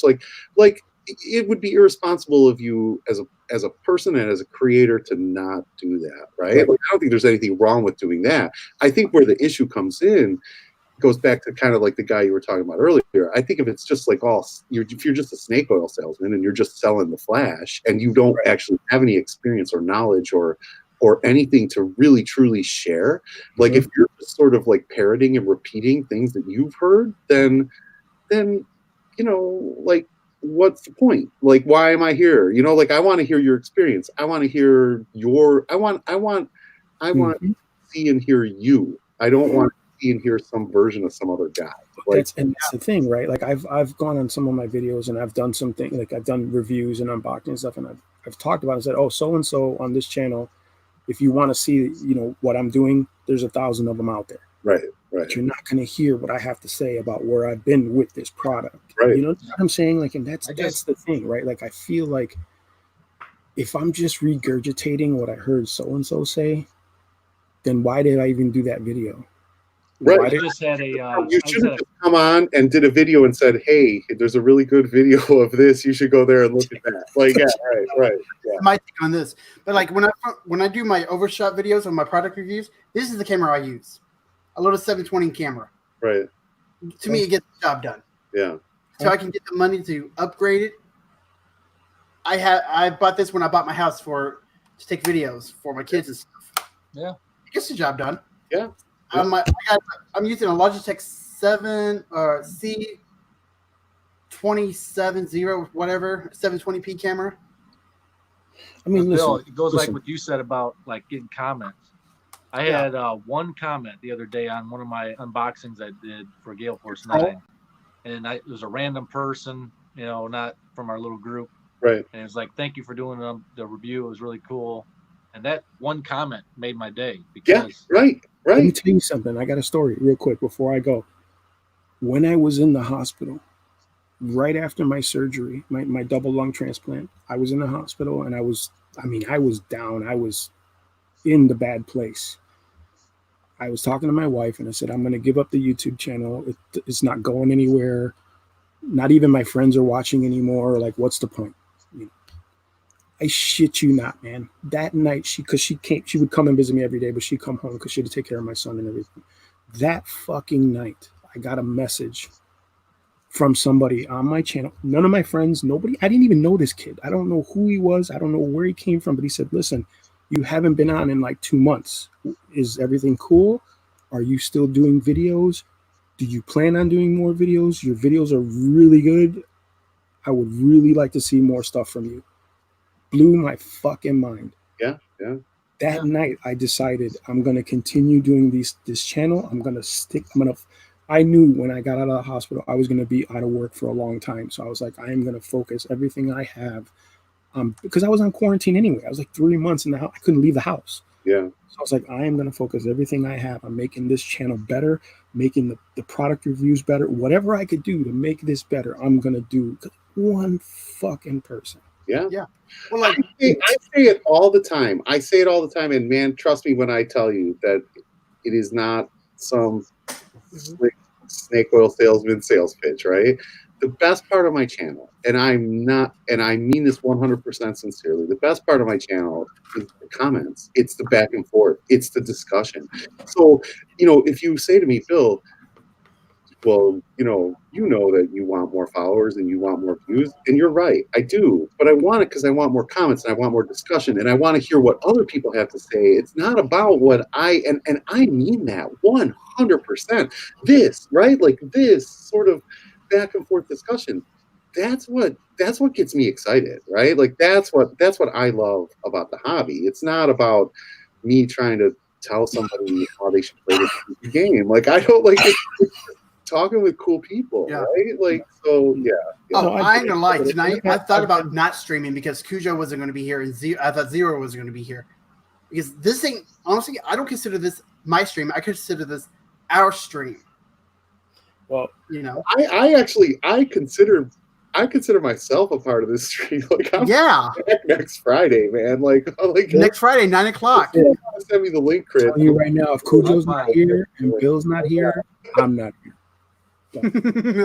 You know what? Honestly, like right now, it's going on 4 hours right now. Right. And like Grim said, no joke, this is one of the better streams I've watched around the hobby. Hopefully, I could be on here later on a later one, participating in the discussions. I prefer the well-rounded groups feel here. Yeah, I mean, listen, I got to tell you, when I first started the YouTube channel, what I was watching at the time, because I was into Warhammer, I'm still into Warhammer and all that stuff, and 40K and stuff. It's my premier hobby. It's the one I spent the most time and money on. But I was watching a lot of people do live streams and builds, live stream and paint. So they were talking. The crowd was talking. They were painting. They were being creative. It throws me back to the days where I had a gaming club. And in our gaming club, we would get together on Sundays and we would do that. We'd either play games or we would build, paint. And you'd have like 6 or 7 people around the table doing the same thing. And just throwing comments back and forth and just communicating and exchanging ideas and arguments and whatever. And I was telling somebody, I think I was telling Hate, that this process of streaming is that same process. Yeah. For me, you know what I'm saying? So it's when I do my live streams, I'm working on. So I always make sure I got something to work on, so that I can have that feedback, audio feedback from people with me on live, that it motivates me to do more. You know what I'm saying? And doing these streams motivates me to come on and have the conversations that we have. You know what I'm saying? And I mean, I enjoy it. I mean, that's why I wanted to do the videos originally, was, to do streaming. I didn't know you couldn't do it on, like, I wanted to do it on my cell phone when I go places and stuff like that, but I can't because I don't have enough subscribers yet. Really? Yeah, you have to have I can live stream on mine. Not on your cell phone, you don't. I did before. Not directly to YouTube. No way. Yeah. Okay, here's the deal. Maybe 2 years ago, a year and a half ago, they did it because I was doing it at the Star Wars convention, but after that, they stopped it. I don't even know. Now you have to have 1,000 subscribers to go live on your cell phone. You can't do it. I legitimately have. That is so stupid. I mean, here's the thing: live streaming takes a lot of resources up. Not just from us, but from YouTube. You know what I'm saying? So, Grim, you're more than welcome to join. I'll hit you up a link next week. Who's that? It was Grim. He said, I would try to make the one for next week. It's Saturday here in Australia, so it should be sweet. Yeah, totally. I would love to have him on. Me too. He's got some great videos. I like his videos. They're short and sweet. I like it. I mean, but like I said, I mean, I enjoy the communication. I enjoy the conversation. I mean, look, I don't know everything. I haven't done everything. And if somebody can come on and change my mind about something, that's man. I'm always learning something. Yeah, that's my whole thing. It's like, it's kind of the same way that I approach the game, right? Like, I don't want to always be right. I want someone to tell me, like, you want someone to, like, change your mind, bro. And it's right. I've had players come at me and, like, that have had more experience and like, well, what about this? I'm like, all right, let's give it a shot. Yeah. Then I've had people like, it should be like this. I'm like, just because you're emotionally attached to that idea doesn't make it right. You know what I mean? Right. You could pout all you want. It doesn't change the idea, Right. But I mean, it's all about back and forth, give and take. If you're not willing to listen and learn, you're never going to grow ever. And that's what we do is literally that. Right. You know what I'm saying? Like, right. It says, hey man, you need more lighting. Your videos are dark. Nah, fuck you. It's like, all right, well, right. Guess you're going to be in the dark all your life. Yeah. So, I think I got too much lighting, but nah, you don't. You ain't got enough. Probably not. I need not to get when you do unboxings, dude. You need light. Yeah. Because well, like camera, 720 camera, you need more light. Yeah, my when I did my book review, when my last video I did it in the kitchen instead of the garage. Yeah, I could tell, but it was dark. Yeah. So it was dark in the kitchen. Look, I have that fucking light right there, and I have that one up there. Is that a chicken light? What? That one there? Yeah. It's an LED bulb. Chicken light? No, it's just an LED bulb. Oh. It's a lamp LED bulb, and then I have that one up there, and then I have the fluorescent, and that's still to me not enough. Mm-hmm. Like when I do my unboxings, it's like it still looks dark. Yeah. You know, but then I'm light sensitive. So if I put any more light on, it's like, I can't see. And you're like, I'm fumbling around, like, what the hell's he doing now? You know, so I mean, but you know, they make stuff for that, and you know, I just haven't gotten there yet. Like I think I did a video not too long ago with the 20 to 200 video. I forgot to put my light on. So normally when I do my intros and I'm talking, the light's on in front of me, and I have to put a t-shirt over it because I have no diffusion. So I have to put a white t-shirt over the light so it doesn't, otherwise it blinds the shit out of me. Right. You know, I'm like this, I'm like squinting, like, you know. That's a good look for you. So Blue was like, oh, you got to put the lights on. I was like, this motherfucker. You know what you could do on that? Tape parchment paper over it and use that for a diffuser. Problem is, like, this is also our lamp. It's our room lamp. Like we turn it up and it lights the room up, you know, on the other side. So I use a t-shirt because that just comes on and off. You know what I mean? So that's where I'm at right now. Surprise. Yeah. I'm thinking about, I want to get one of those lighting kits, but I don't have the room for it really. That's another thing too, right? Like I have a very small space to work with, so I can't have like a studio. Yeah. So I can't have a green screen like some people have. Hey, my green screen I made, okay? And I can move it to a corner. If you want to use Roll20, do you have to subscribe? It's a free service. It's free. Like there's no cost for it. So yeah. Cujo, I could walk you through it on how to use it and stuff and set it up. Can I use it on a tablet? Yes, you can. Yeah, you can. Roll20 has an app. Yeah. I'm definitely going to try. I heard some stuff about the company, and I'm kind of like, Well, I've heard some stuff about the company too, but here's what I'll tell you. The only other alternative is really Fantasy Grounds, and man, you guys, Fantasy Grounds is expensive shit. Like, there's another one. Is Astro. I'll check my email. I can see the link so you can look at it, Bill. Yeah. But it's like for 22. I checked it out, but I'm thought about making a video on it, but I'm like, it's still new, still in the beta and stuff. Yeah. But no. Hey, Craig, if you just do Google Hangouts, but like you can't do that anymore. So no. Craig, how much do you know about Roll20? You know, actually, I used to use it quite a bit. Let me bring it up. I'll show you guys. No, you don't need to bring it up. I'm just curious as to your level of information on that program. Let's see. I made monsters, NPCs, I made tokens. Could you do a series of videos on that program? Taking 20 already did it. Wait, you did what? Taking 20. He's a channel. So he did a series on it. I don't know that dude. I don't know that fool. I know you. Mm-hmm. But we could use Zoom. Because you can screen share with Zoom. It's real easy, and it's free. So you know what? I'm gonna figure something out. I'm gonna put something together, and then We're figure this out. Yeah. You should just go out and buy a cheap laptop. Yeah, this motherfucker. No, I'm just buy stuff. Just buy stuff, Joe. He's buying Dwarven Forge. Look. Every time. I'm saying he's mad. He could go out, or he could just. I'm just gonna shut up. You don't understand. I swear he's crapping out Dwarven Forge. Hey, I just got this in. What did you do? Crap that out? Yep. All right, craps right out, guys. Zero. Send me your address, and I'm going to put these into a tube, and I'm going to drop them in the mail for you. There's 3 of them, bro. There's one for the road.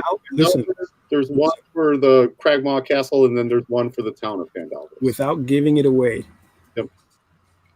what streets are you on? Closest to? I can't not give it away. No address. So let me put it this way. I'm McKinley Park. Do you know where McKinley Park is? Are you familiar with McKinley Park? Yeah, of course. Well, this is my town, bro. West of Bridgeport. I'm just west of Bridgeport. So here's what think.